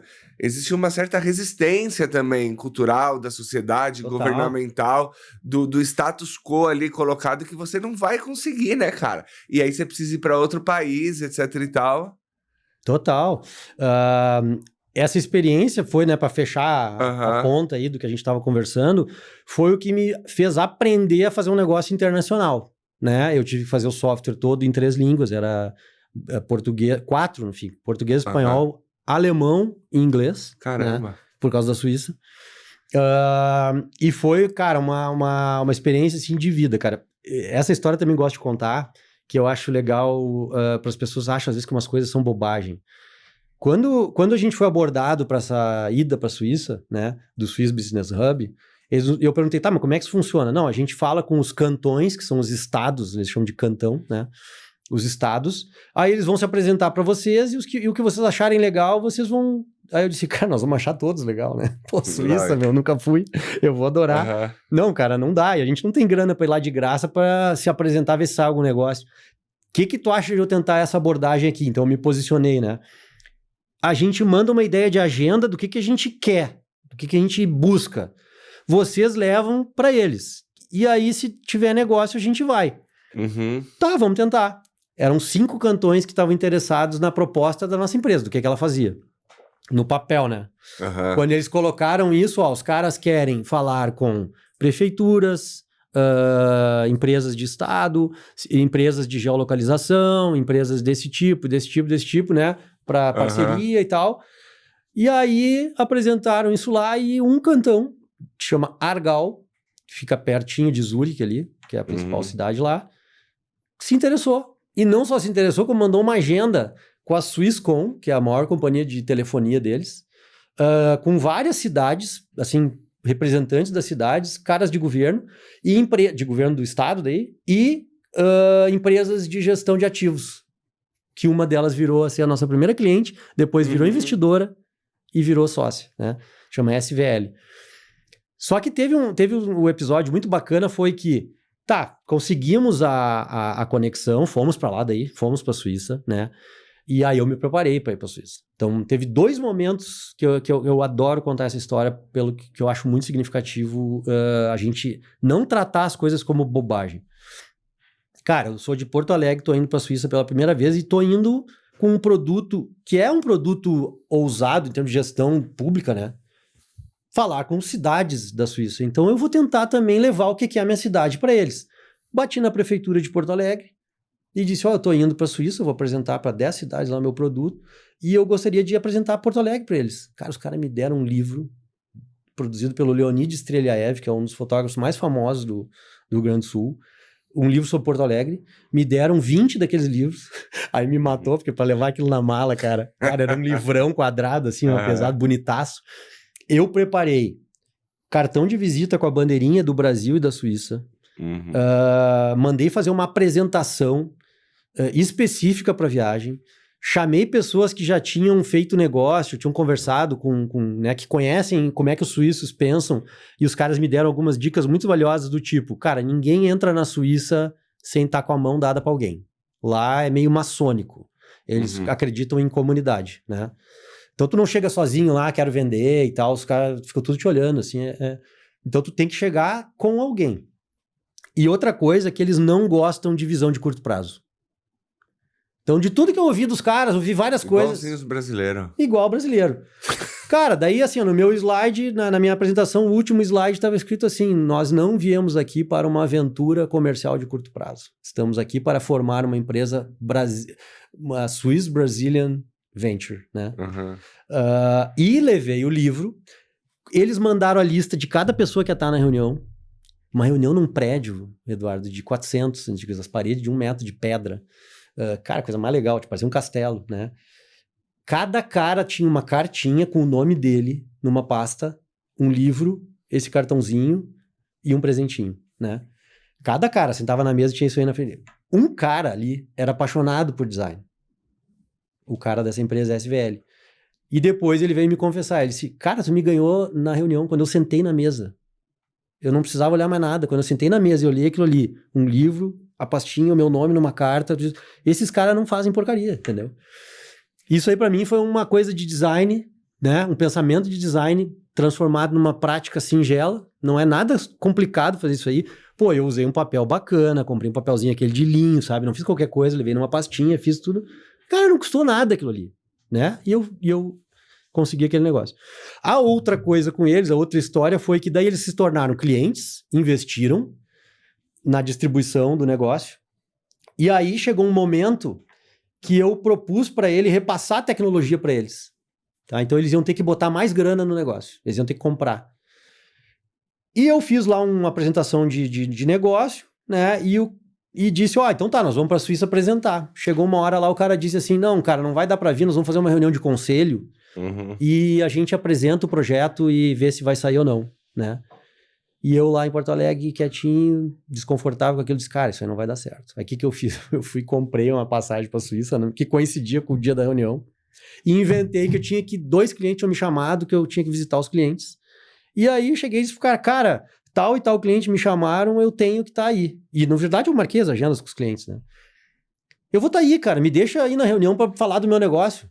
Ele conversou com os caras deixaram. Cara, daí eu apresentei o negócio, e deu certo, e o cara depois me chamou pra dizer, cara, sério. Se tu não tivesse vindo, não ia sair o negócio. Os caras me chamaram pra dizer assim, iam deixar pro ano que vem, né? Então, eu também foi uma outra coisa de tu ter intuição e acreditar em algumas coisas, sabe? Que sinais que estão te mostrando ali que tu deve agir, né? Que eu acho que isso é coisa de empreendedor, sabe? Tá ligado nessas coisas. E aquilo ali deu super certo. Então, dessa história da Suíça que me trouxe essa casca aí de empreender internacionalmente... Pô, começar num dos países mais difíceis, cara. Ali é difícil, né, a Suíça. Deixa eu tirar uma dúvida. Você conduziu essa reunião em inglês ou em inglês? Tudo em inglês.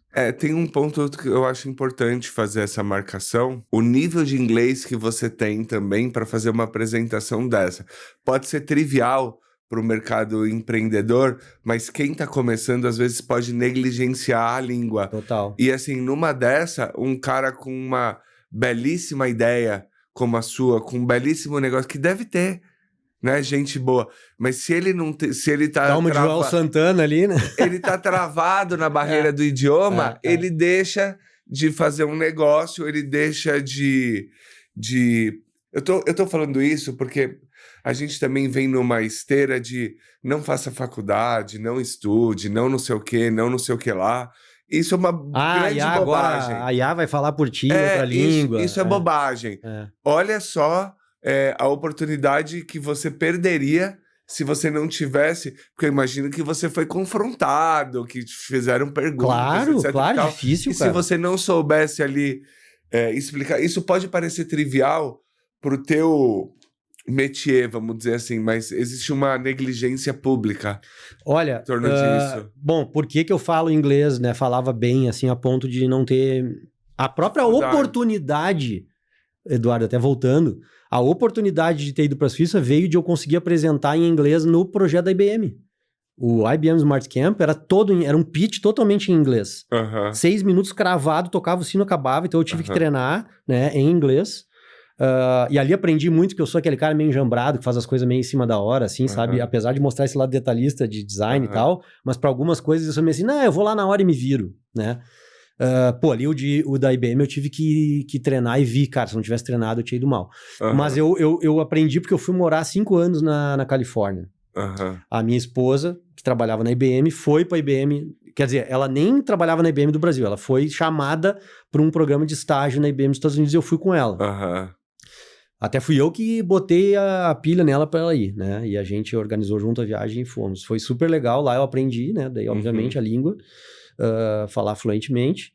E, cara, realmente, eu nem teria ido no pitch da IBM, eu teria dito não, né? Porque um pitch em inglês, se tu não souber falar, tu não consegue fazer. E passa vergonha, passa... Não consegue fazer, porque tu perde o fio da meada, eles são 6 minutos corridos, não tem... Quando tu vê, acabou, né? E aí ali que foi chamar a atenção saiu na imprensa e tal, chamou a atenção do Swiss Business Hub, daí veio a oportunidade de ir pra Suíça, daí obviamente lá era tudo inglês, né? Então realmente, cara, isso aí pra quem pensa em internacionalizar é uma coisa fundamental, assim. Porque a gente fala de tantas coisas e esquece do básico, né? Total. Que é isso.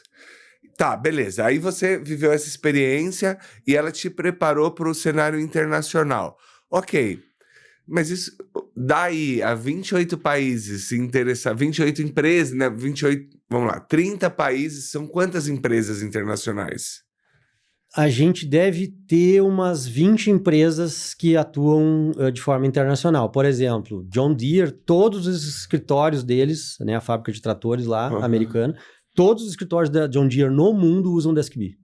Cara, não tem... Você tem concorrente? A gente tem alguns concorrentes, né? Tem um pequenininho aqui que nos incomoda aqui no Brasil, que fica batendo no nosso cliente, oferecendo pela metade do preço.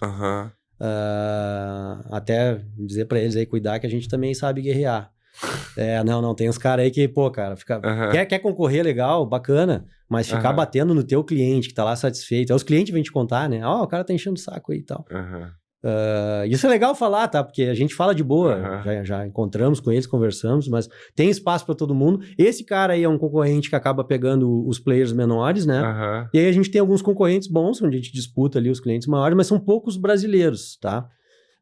E aí tem algumas ferramentas internacionais, mas que optaram nem entrar no Brasil ainda, assim. Não, mas você tá ganhando espaço lá. Esse é o meu ponto. Como é que funcionou, tá? Deixa eu explicar. Muito, Eduardo, não foi a gente... agora vamos entrar no mercado. Então, até é legal falar de falhas, tá? Big failures. A gente ganhou um aporte de investimento de um family office americano. 2 irmãos que tem um fundo. E a premissa deles era, cara, esse produto é top. Quanto? Você abre o valor? $500 mil na época. Isso foi em 2018, faz tempo. $15 mil. Não, $500 mil. $500 mil. É. Você falou 15 mil, eu estranhei, tá? $500 mil. Isso em 2019. Em 2018. Tá bom. E a premissa deles era levar o DeskB para os Estados Unidos, tá? Eu já tinha morado lá e eu disse, cara, o game lá é outro. Primeiro que o dinheiro, tem o câmbio é uma coisa, tá? Mas o poder do dinheiro lá é muito menor porque o mercado é muito grande, muito aquecido. Então, o mesmo real que tu faz aqui uma coisa, X10, X, lá tu faz meio X. Porque tu precisa de muito mais grana para ser competidor, para existir lá. E eu achava aquilo, né, difícil, mas vamos lá. Contratei um cara para fazer uma pesquisa de mercado, competidores, né, um consultor lá bacana, fizemos um levantamento, tudo. Cara, contratamos um vendedor americano, casado com uma brasileira, então o cara falava inglês fluente, sabia o procedimento, né? Um cara de vendas, que fazia tudo como eles gostam. Lá eles não gostam de LinkedIn, eles não usam WhatsApp, eles usam Facebook Messenger e acham que é pessoal, então eles gostam lá de cold call. É bem diferente, cara.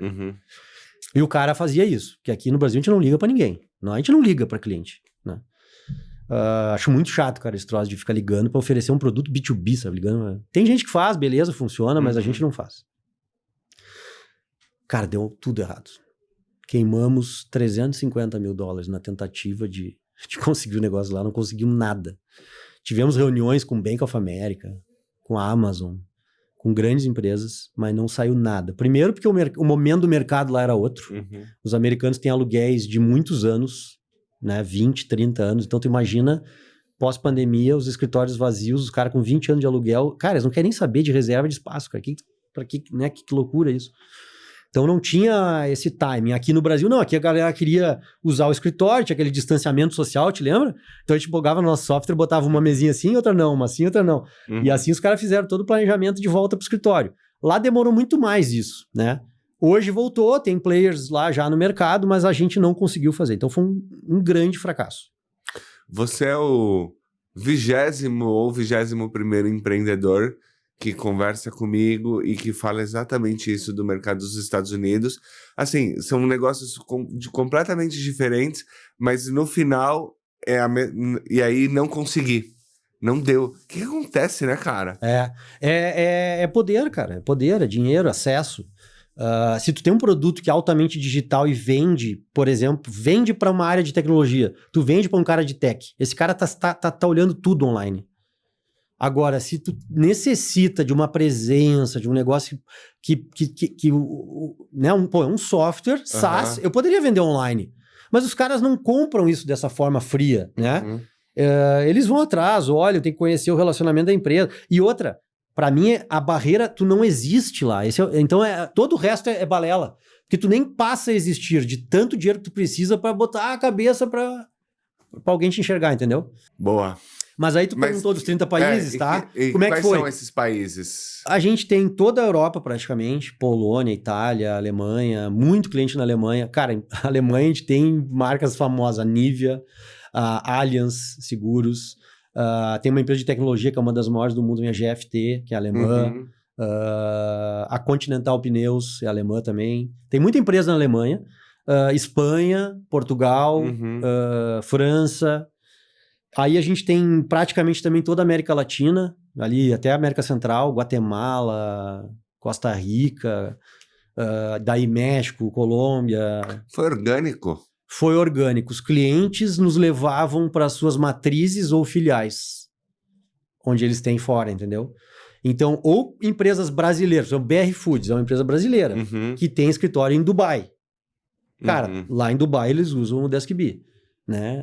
Que louco, em todos os escritórios deles um DeskB. Aí tem uma empresa de capital que tem escritório na Tailândia, tem DeskB na Tailândia, em Taiwan tem DeskB lá, e assim vai, filiais e tal. Tem alguma dor curiosa? Você citou a Cássio, só para não me esquecer, a Cássio, eles conseguiram fazer todo o software ficar em japonês. Então, como o nosso software, as labels são manipuláveis, assim, Aham. eles usam com os Deixa tudo em os japonês. ideogramas lá, em japonês. É bem legal de ver. Você listou ali pra mim o top 5 Das das funcionalidades. funcionalidades e necessidades. Isso se refere a esses mercados fora também? Ou tem alguma curiosidade que você Exterior traria? é só reserva de mesa e sala. E alguns estacionamentos. Agora os caras estão começando a olhar para outras funcionalidades Aham. porque a gente nem vendeu muito para eles, né, lá fora, essas funcionalidades novas, porque ainda tem um mercado muito grande no Brasil. Mas os que ficam sabendo ali, tal, alguns perguntaram. Mas é assim, basicamente reserva de mesa e sala de reunião no exterior. Eu tenho uma pergunta aqui. Na verdade, eu tenho várias. Eu tô lendo aqui pra ver qual que eu vou fazer primeiro. Eu trouxe uma coisa aqui para te dar, ó. Que Que aí até pode puxar um papo aí também. Isso aqui é o manifesto do Facility Leader, tá? Valeu. Como tu tá interessado aí também na problemática que a gente atua, o que nós estamos fazendo, Eduardo? Como a gente falou que a gente... claro, isso aí também tem publicado num livro maior e tal, mas esse aí é um pocket, né? Para o cara carregar e tem página em branco ali para ele anotar algumas coisas dele e tal. A gente vende sem vender, que é a nova técnica, né, de venda B2B. É o que eu tava te falando do podcast. Que é se tornar atraente, né? E o legal é que isso a gente fala aqui abertamente, assim, parece... Mas tem um fundo muito bacana, cara. Qual é o melhor jeito de fazer isso? É através de educação. Através de conhecimento. Era essa a pergunta que eu ia fazer. Qual eram os principais... as objeções, assim... Você falou das dores, mas você falou dessa questão de educação, que você acaba educando também as pessoas a um novo jeito de fazer, a um novo jeito de trabalhar, a um novo jeito de gerir. É mais ou menos nessa linha? Tanto isso, que seria ali ao que está ligado ao uso da nossa ferramenta, mas na verdade também educação, cara, qualificação profissional. De termos amplos. O profissional que a gente ajuda, que é o profissional de facilities, ele veio ganhando relevância no tempo, sabe? Antes era um profissional ali, tipo aquela brincadeira que a gente faz que, infraestrutura ninguém dá bola, só quando, né, tipo, ninguém pensa no cara que, no departamento de águas e esgoto, só quando inunda. Só quando entope. Isso aí. Cara, facilities é o cara que mantém a disponibilidade dos espaços, então ele era sempre medido por essa primeira camada, né? Eu até tenho eu criei uma teoria bacana, que é... eu comparo aquela pirâmide das necessidades de Maslow, né? Uhum. Que primeiro tem a necessidade fisiológica, tal, até tu chegar na autorrealização, né? Cultura e tal. Eu fiz a comparação da área de facilities, né? Então, primeira camada é, cara, tipo, tu tem que chegar num lugar, o lugar tem que ter luz, tem que ter internet, tem que ter, né, a coisa básica, né? O fisiológico do espaço. Até chegar num nível de encantamento lá em cima, que é o teu espaço ser essa tecnologia que a gente fala de, cara, puta, olha que legal que tem isso aqui, né? Olha o que tá acontecendo aqui no escritório, que eu não esperava, né? Eu acho que o encantamento é sempre algo, eu adoro isso, cara, é uma teoria que eu uso muito. O encantamento é algo que o cliente ou qualquer pessoa quer, mas não pediu. A gente encanta alguém quando a gente entrega algo que a pessoa quer, mas não te pediu. Cara, tô tendo essa conversa com o meu time, ó. O meu segundo livro chama Ouvir, Agir e Encantar. Olha aí. Primeiro você escuta, depois você toma uma ação para encantar. Tem uma outra premissa também, que a gente falou de coisas que vão se discutindo nas redes sociais, é a de que você vai automatizando tudo. Eu penso que você deve automatizar as coisas que devem ser automatizadas para humanizar as coisas que precisam ser humanizadas. Aperta a mão aqui, porque... Boa. Isso aí, cara, é um negócio que com a IA ficou muito chato, cara. Por exemplo, falaram assim pra mim, não, mas o ChatGPT, ele concorre... Eu sou escritor e jornalista. Ele concorre com você? Não, porque o meu trabalho é apurar a informação. É um curador de conhecimento. Se eu tenho uma ferramenta que vai organizar e escrever isso mais rápido e melhor, ótimo. Mas ela te amplifica. Exatamente, mas eu preciso apurar. Eu tenho mais tempo para apurar, para fazer a curadoria da informação. Essa é a função. E tem uma outra coisa, Eduardo, que eu acho, cara, muito ruim. Que é assim, ó, venda B2B também, ela não é focada em volume, ela é focada em qualidade, ainda mais a gente que tá focado no segmento enterprise, né? Uhum. E aí os caras querem automatizar, às vezes, um processo que é assim, ó, são 10 leads por... Tu tem 10 tickets... Isso é vou até falar isso aqui porque eu me orgulho, tá? O nosso produto tem 350 mil usuários e a gente tem 10 tickets por dia. Então o meu suporte tem só 3 pessoas. Cara, olha, um software que é usado todo dia... Quais são as... Com 350 mil usuários, só tem 3 Essa pessoas pergunta eu no quero suporte. fazer porque eu tenho interesses escusos nela. Como que você conseguiu entrar nas grandes empresas? Ah, daí a curva é longa, cara. Daí eu acho que cabe Porque outro podcast. Não, e daria uma audiência. É. Todo mundo quer essa carteira de clientes que você tem. Cara, tem a ver com pedaços desses fragmentos dessas coisas que eu contei, né? Que eu acho que são partes da minha... essa preocupação que eu tenho em criar relacionamentos verdadeiros com os clientes. Então, eu realmente, e é de verdade, acontece mesmo, eu fico amigo dos caras, os caras ficam meus amigos. Porque a venda B2B, ela é relacional, ela é consultiva, ela exige uma inteligência diferente do tu ficar friamente disparando coisas, mandando coisas de graça. Tu tem que realmente querer que aquele cara preste atenção em ti e inicie um relacionamento contigo, né? Então, eu acho que é uma soma de várias coisas, porque nenhuma grande empresa compra de quem ela desconfia, né? Então, tu tem que ter uma empresa... Eu acho que o design ajuda muito isso, a tu criar uma percepção de valor que é importante. Eu brinco sempre que pior do que um produto ruim com uma embalagem boa é um produto bom com embalagem ruim. Por quê? O produto ruim com embalagem boa vai vender uma vez, depois não vende mais. Tu cai no conto da embalagem, compra e diz, cara, que porcaria, não compra de novo. A embalagem te enganou. Mas e o produto bom com embalagem ruim? Milhares de pessoas que ficariam satisfeitas com aquele produto nem vão ter a chance de testá-lo, né? Então, essa é a primeira coisa que eu digo. Cara, tua embalagem é boa, senão você começa mal. Então, essa embalagem são N coisas, né? Cara, como é que tu te apresenta, como é que é teu site, como é que é organizada a tua informação, como é que tu fala, quem são as pessoas que estão contigo. E eu acho que, se tu me perguntar, tá, mas qual é a coisa que tu acha que mais faz diferença? Cara, eu acho que é ousadia. Ousadia em geral. Eu tento transmitir para minha empresa uma ideia de ousadia em várias coisas que aí tu vai chegando perto dos grandes, né?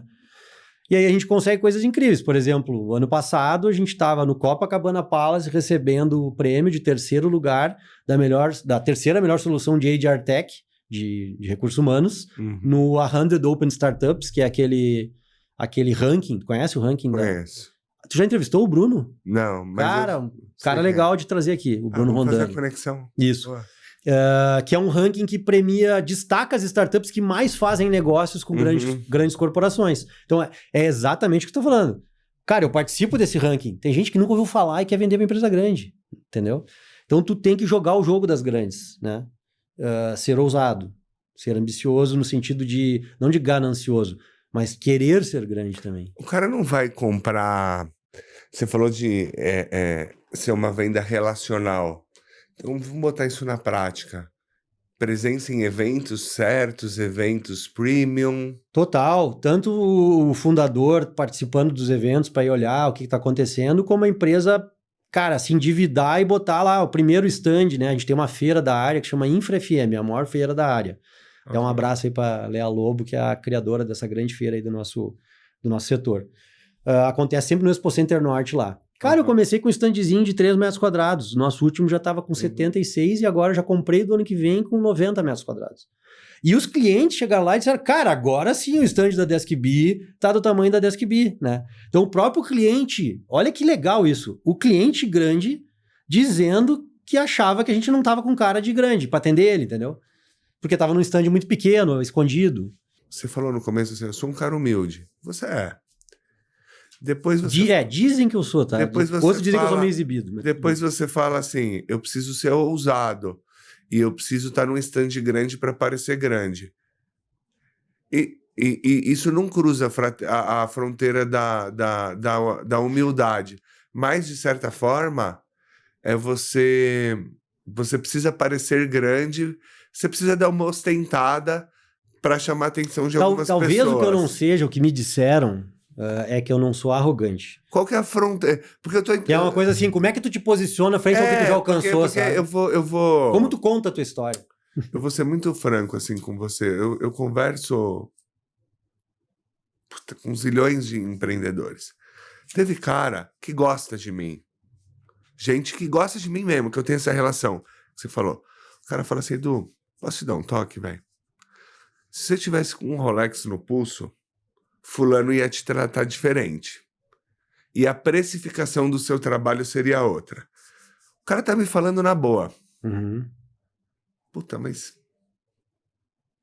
Não sou eu, né? Exatamente. Qual que é essa fronteira pra você?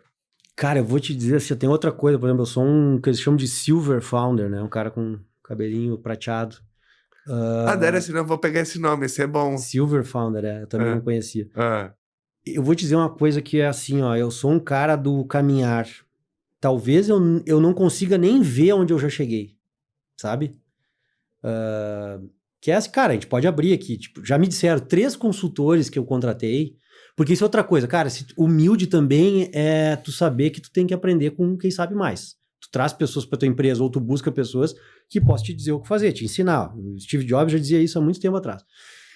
Então eu sempre chamo algum consultor, cara, um cara que é especialista de alguma área, eu tô sempre conectado com caras assim, e 3 deles me disseram que eles, cara, talvez você seja uma startup brasileira com o maior número de enterprise no portfólio. Um disse, eu tenho certeza que é. E eu disse, pô, deixa eu começar a ver isso, porque é parte do nosso objetivo, conquistar empresas entre as 1000 maiores do Brasil. Aí a gente foi olhar, a gente tem 200 já. Né? E o cara disse, cara, eu acho que não tem nenhuma outra que tenha esse número, né, de clientes nesse porte. E é um trabalho que a gente vem fazendo, né, e o cara disse, mas o jeito que eu conto isso, talvez seja o jeito que conta, né? E o jeito que eu percebo onde eu já cheguei, né? A empresa está faturando aí hoje, né? A empresa de startup vive de recorrência, né? Ganho recorrente, mensalidade, que é a receita recorrente da empresa. A gente está faturando em torno de 800 mil recorrentes por mês, né? Então, nosso MRR em torno de 800k. Crescendo aí em torno de 6, 7% ao mês. Cara, eu fui lá perguntar quantas empresas tem assim no Brasil. Não tem 5%, cara. É impressionante o número. São muitas, né? Porque o Brasil tem muita empresa. Mas é um número muito pequeno. Então tu tá lá no topinho da pirâmide, sabe? E eu não enxergo isso. Eu também não enxergo que eu sou um cara que daqui a pouco eu tinha que estar olhando pra cima, que daqui a pouco eu vou me aposentar. Mas eu não vejo isso, Eduardo, sabe? Então, pra mim, eu tô caminhando. Eu não tô olhando essas coisas. Talvez isso reflita na forma como eu encaro e me posiciono frente a essas coisas, sabe? Eu acho que a gente tem sempre que ouvir. E eu escuto muito. Mas, por outro lado, você lembra quando o João Dória foi eleito prefeito de São Paulo? Lembro. No primeiro dia que ele foi eleito prefeito de São Paulo, ele vestiu uma roupa de gari e foi limpar 23 de maio e tal, assim. E quando eu me vejo com um Rolex no pulso, eu me vejo meio João Dória vestido de gari. É o fake ao contrário, mas é a mesma coisa, né? Tipo assim, eu acho que o verdadeiro empreendedor, cara, ele tem uma intuição muito forte. Então eu escuto, de verdade, eu escuto muito o que você fala, como eu escuto muito que vários caras que chegaram num nível que eu gostaria de chegar, mas eu sempre cruzo com a minha intuição também, porque preciso ornar. Total. E mesmo que eu venha a adotar uma mudança, essa mudança ela precisa ser visceral para gerar essa conexão. Isso é autenticidade, eu acho. Então, quando você deixa de ser autêntico, eu acho que o outro lado percebe. Percebe. Eu acho que o outro lado percebe. Então, fingir hábitos, fingir costumes,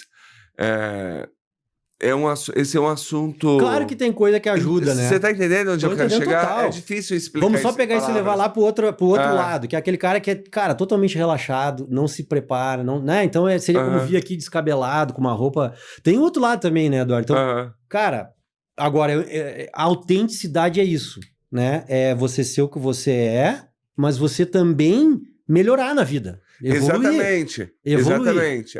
Saber que tem que se comportar de acordo com o ambiente, tá? Então isso é uma evolução do próprio ser humano. Isso, né? buscar, até para gerar uma conexão também. Eu também percebo uma outra coisa, esse papo é muito legal. Quando você vai para uma reunião, por exemplo, com um player que você nunca imaginou atender, é porque ele já te vê no mesmo nível dele. Às vezes é você que não... É verdade. Verdade. Que é o que você falou, às vezes eu não tenho noção do meu real tamanho. Mas a outra pessoa tem, né? Total. Tem tanta coisa que acontece, cara, nesse mundo de negócio. Uma historinha também rápida.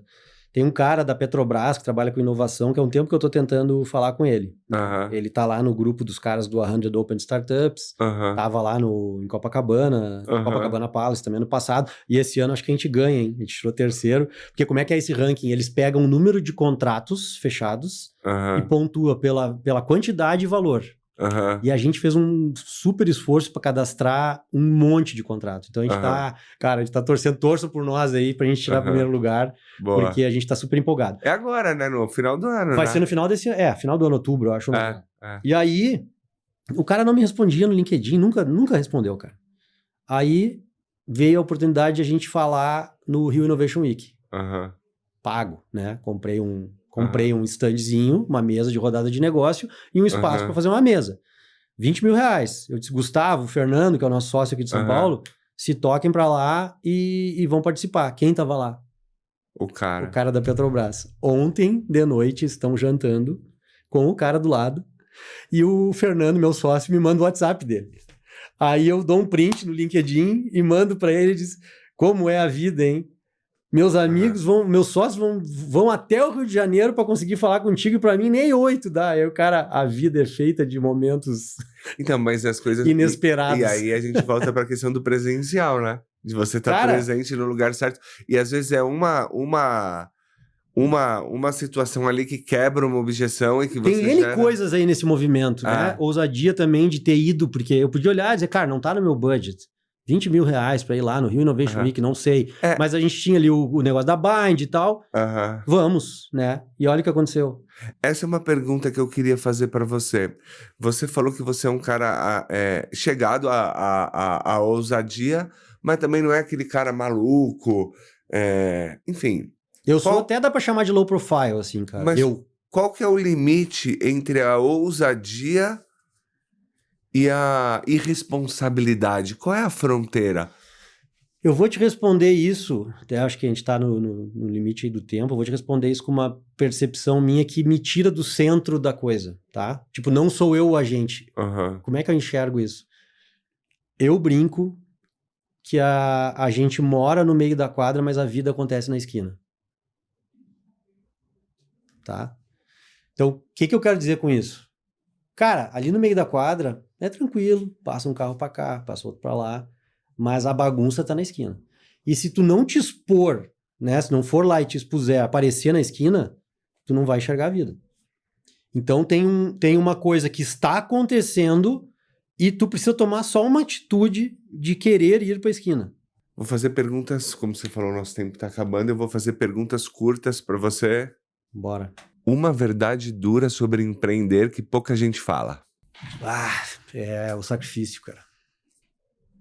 O sacrifício de...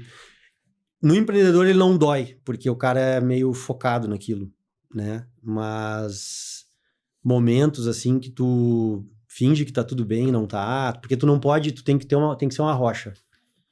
Em vários momentos, com a família, né? Com N coisas, assim. E eu acho que é o sacrifício pessoal ali de tu não... Aquela diferença entre sair do jogo porque desistiu e sair porque tu já tá teimoso. Né? Não. Sair antes, né? Ou ser teimoso. Qual é a diferença disso? Eu tô teimando, e daqui a pouco dá certo. Cara, é difícil achar essa resposta, ela não existe. E o teimoso, aí quando tu tá teimoso, passou do ponto... E tem empreendedor que vai longe demais, né? Tu perde muita coisa. Perde, talvez, e não consiga mais recuperar. Então, esse equilíbrio que tu tem que estar sempre buscando até um dia que dá certo o negócio, porque é uma aposta, né, cara? É uma aposta que tu... É um jogo que não é só de azar. Tu tem cartas pra jogar e tu meio que conhece algumas das cartas, mas ele não deixa de ser um jogo. O melhor conselho que você recebeu e de quem foi? Cara, esse conselho eu ouvi vários conselhos, mas eu vou pegar um puxão de orelha que eu tomei de um cara, chama Daniel Dias, que se arrependeu depois de não ter investido na gente. Mas esse cara, numa reunião lá na aceleradora de Porto Alegre, a UOL, que é uma aceleradora de startups, olhou pra mim um dia, ele era meio que nosso mentor dentro da aceleradora. Cara, tu não tem foco. E assim tu nunca vai conseguir... Demorou pra eu entender que não era bem foco que ele queria dizer. Ele queria dizer que eu não tinha nicho. E isso é legal, eu gosto de explicar isso, porque é o seguinte, pra mim, startup tem que focar num método que eu chamo do método seringa. Na física, a melhor forma de tu perfurar uma superfície é pela menor superfície de toque possível. Então, uma agulha, né, é a menor superfície possível. Então, tu imagina uma seringa que é onde tu vai entrar no teu produto, teu nicho de mercado é aquela agulha da seringa. Dentro da seringa, tu pode ter a expansão do negócio. Ela tá lá dentro. E ela vai ser espalhada. Mas escolha a tua seringa. E eu não sabia escolher a seringa. Eu tinha um produto que podia servir para qualquer empresa. Qualquer tipo de negócio. E isso era bem complicado. Então ele puxou a minha orelha de um jeito forte. E aí Daniel, eu lembro que tu falou a palavra foco. Mas o cara pode ter muito foco fazendo a coisa errada, né? Eu fui entender que o que me faltava era decidir um nicho. Era saber qual era a minha seringa. Essa eu precisava ouvir também. Muito foco fazendo a coisa errada. Quando você fala foco, só uma... Por exemplo, você disse assim, pô, o meu produto serve para várias empresas, mas eu foquei em enterprise. Não, é que antes, quando ele usou essa palavra, eu tinha um produto que a gente brinca que é uma solução em busca de problema. Isso não é impossível. Toda tecnologia é uma solução em busca de problema. IoT, inteligência artificial. Tu tem uma solução, uma tecnologia, que precisa encontrar problemas onde ela vire valor, né? Ter isso é muito difícil. Por exemplo, low code, que está super na moda agora. Esse software é uma solução em busca de problema. O que eu vou fazer com esse low code? Vou gerar que tipo de produto? Então tu não fica rico porque tu tem low code. Tu fica rico porque tu gera alguma coisa que extraia valor daquilo ali. Então teve uma época que eu tinha 15 clientes de 12 verticais de negócio, Eduardo. 12, né, setores. Cada um tem sua dor, cada um tem uma demanda, cada um tem uma especificidade. E o produto, ele era amplo, então eu brincava que era um Excel de gestão de ativos, sabe? Poderia adaptar, mas aquilo demanda tanto esforço, tanta grana, que era muito difícil. E uma startup não tem. A startup sempre trabalha a partir de um nicho. Tu não consegue montar uma empresa de tecnologia, no sentido que eu falei da solução que busca problema, iniciando como startup. Tem que iniciar com muita grana. OpenAI é isso? Os caras começaram com milhares de dólares. Não é um carinha tentando fazer uma IA para resolver. Claro. Ele já não saiu botando um produtinho de mercado para tentar vender, entendeu? Era muito dinheiro bancando aquilo ali para o cara poder... E até hoje não dá dinheiro ainda, né? Quais são os próximos passos da DeskB?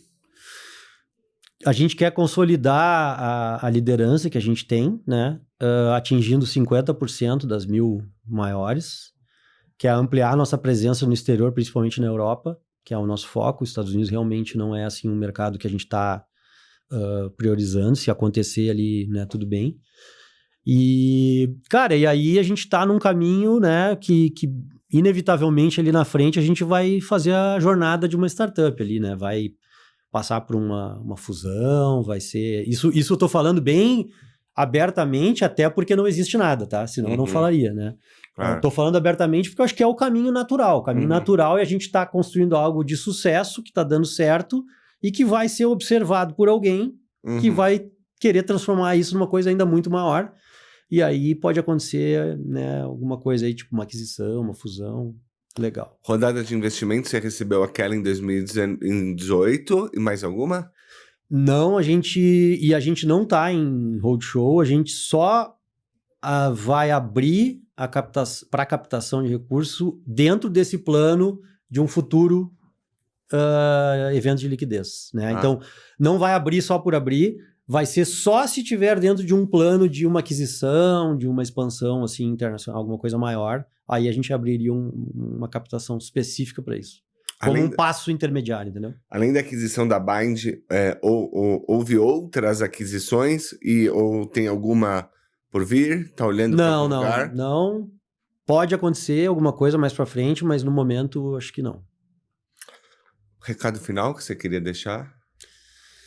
Cara, o recado final é... Eu vou deixar aqui um recado principalmente para os empreendedores, assim, que, né, eu acho que tu deve ter um grupo grande aí de empreendedores, de startup, que tem a ver com isso que tu falou também de automação e coisa de... Cara, o feijão com arroz bem feito, com consistência, né? A nossa palavra hoje na empresa lá é constância e consistência. São duas palavras, constância e consistência. Que é fazer a coisa bater o tambor, né? Saber para onde vai, bater o tambor, eu acho que é o que mudou o nosso negócio. Quando a gente estava muito obnubilado, uma palavra antiga, né? Mas meio cego por glamour ou por algumas coisas fora do que é fazer o negócio dar certo, a gente crescia menos do que agora. Então agora a gente está bem focado em fazer um negócio saudável que dá certo e que a gente também investe muito nos colaboradores, né? Eu contei o negócio da previdência privada, a gente paga acima da média, e aí tem um grupo... Quantos colaboradores vocês têm? De A-players, assim, a gente tem hoje 38 pessoas. Brasil, mundo? Brasil. A gente não tem ninguém fora do Brasil. Show de bola, cara. Espero que você tenha se divertido. Não, foi super legal. Adorei a conversa aí. Boas perguntas e estou à disposição aí para quando tiver um próximo falar de outros temas aí. Falar um pouco mais do negócio das enterprises, né? Pode ser.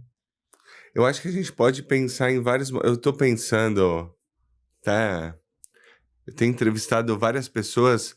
Às vezes eu fico pensando em criar séries sobre alguns temas e ouvir várias pessoas sobre temas, isso assim. É legal, cara.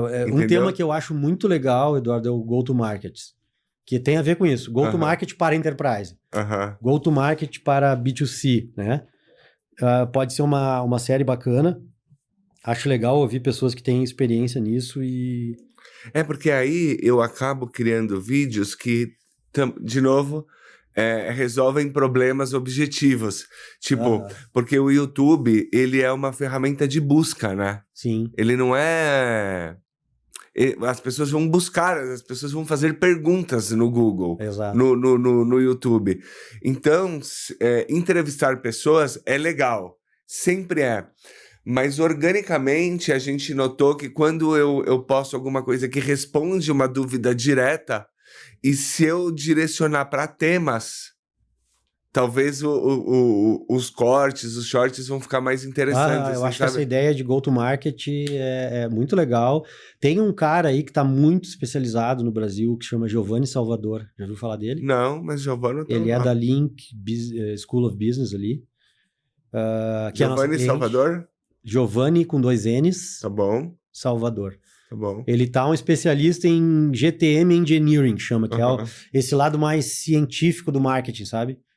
E ele tá falando muito nisso que a gente conversou aqui, cara, que a pegada tá mais na qualidade do que no volume, de automatizar a burrice é muito burro.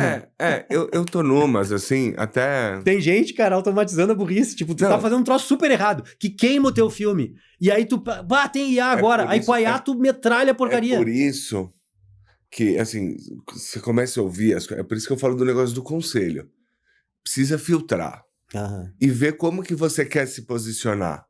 Teve um momento que eu achei... Vou dar um exemplo. Redes sociais. Você vai numa palestra sobre redes sociais. O cara vai falar assim, você tem que postar 3 vezes por dia, 3 reels, 3 shorts, 3 não sei o quê, e pá, e tal, e não sei o quê. Tá certo. Agora, assim, você fazer isso com qualidade é um full-time job. Exatamente. E não tem como, assim como não tem como emular a experiência do presencial pro online, não tem como emular a experiência de um cara... Como é que você falou? Silver Founder. Silver Founder. E aí você querer pagar, uma merreca pra uma pessoa de rede social e começar a exigir dela qualidade. Cara, essa conta não fecha. Um dos grandes erros do jornalismo, eu tô para escrever esse artigo, e que ele vem caindo em desgraça, é ele tentar acompanhar a velocidade da internet. Ele deveria fazer exatamente o contrário. Cara, tem que... E esse recado tá dado das revistas semanais, quinzenais lá atrás. Bicho, deixa os caras fazerem as coisas rápido, nós vamos apurar as coisas devagar, e aí eu tenho certeza que você vai chegar num conteúdo diferente. Então não é a velocidade. Eu vou te dizer que hoje, se me entregassem em casa uma revista impressa, top, você assinaria. curada, sabe? Que fosse uma reinvenção, assim. Eu tive um professor na faculdade de comunicação que eu fiz, que era o Geraldo Canalha, ele chegou a ser diretor da Band, lá no estado. Uhum. Ele disse uma frase que eu nunca esqueço. Toda a nova tecnologia transforma a sua antecessora em arte. Caralho, que frase, hein, mano? Cara, é uma baita frase. Cara, Polaroid virou arte. Cinema veio colorido, preto e branco virou arte. Qualquer coisa que tu, né? Mandar uma carta no correio hoje é arte. Escrito à mão ainda. Só que os caras agora só tem garrancho, né, cara? Ah, mas eu sempre fui garrancho, então pra mim, cara, isso não é novidade, mas eu gosto de escrever à mão, é muito legal, Por sinal, tal, ó, mas eu... vou deixar aqui. Dedicatória aí, né? Boa. Eu vou desligar, senão o Gabriel vai me tacar aquela garrafa que ele tá olhando ali, mas é isso, já vou assinar o seu livro. Galera, eu vou ficando por aqui. Espero que você tenha curtido, comenta, é importante para o nosso engajamento. A gente tá no Insta, a gente tá no TikTok, a gente tá no LinkedIn, me segue também nas minhas redes sociais, segue o Mário também, todos os links estão aqui embaixo, dá uma olhada no site, no perfil da DeskB também, as empresas que estão interessadas também, vai ser ótimo, tá bom? Eu vou ficando por aqui, valeu, tchau!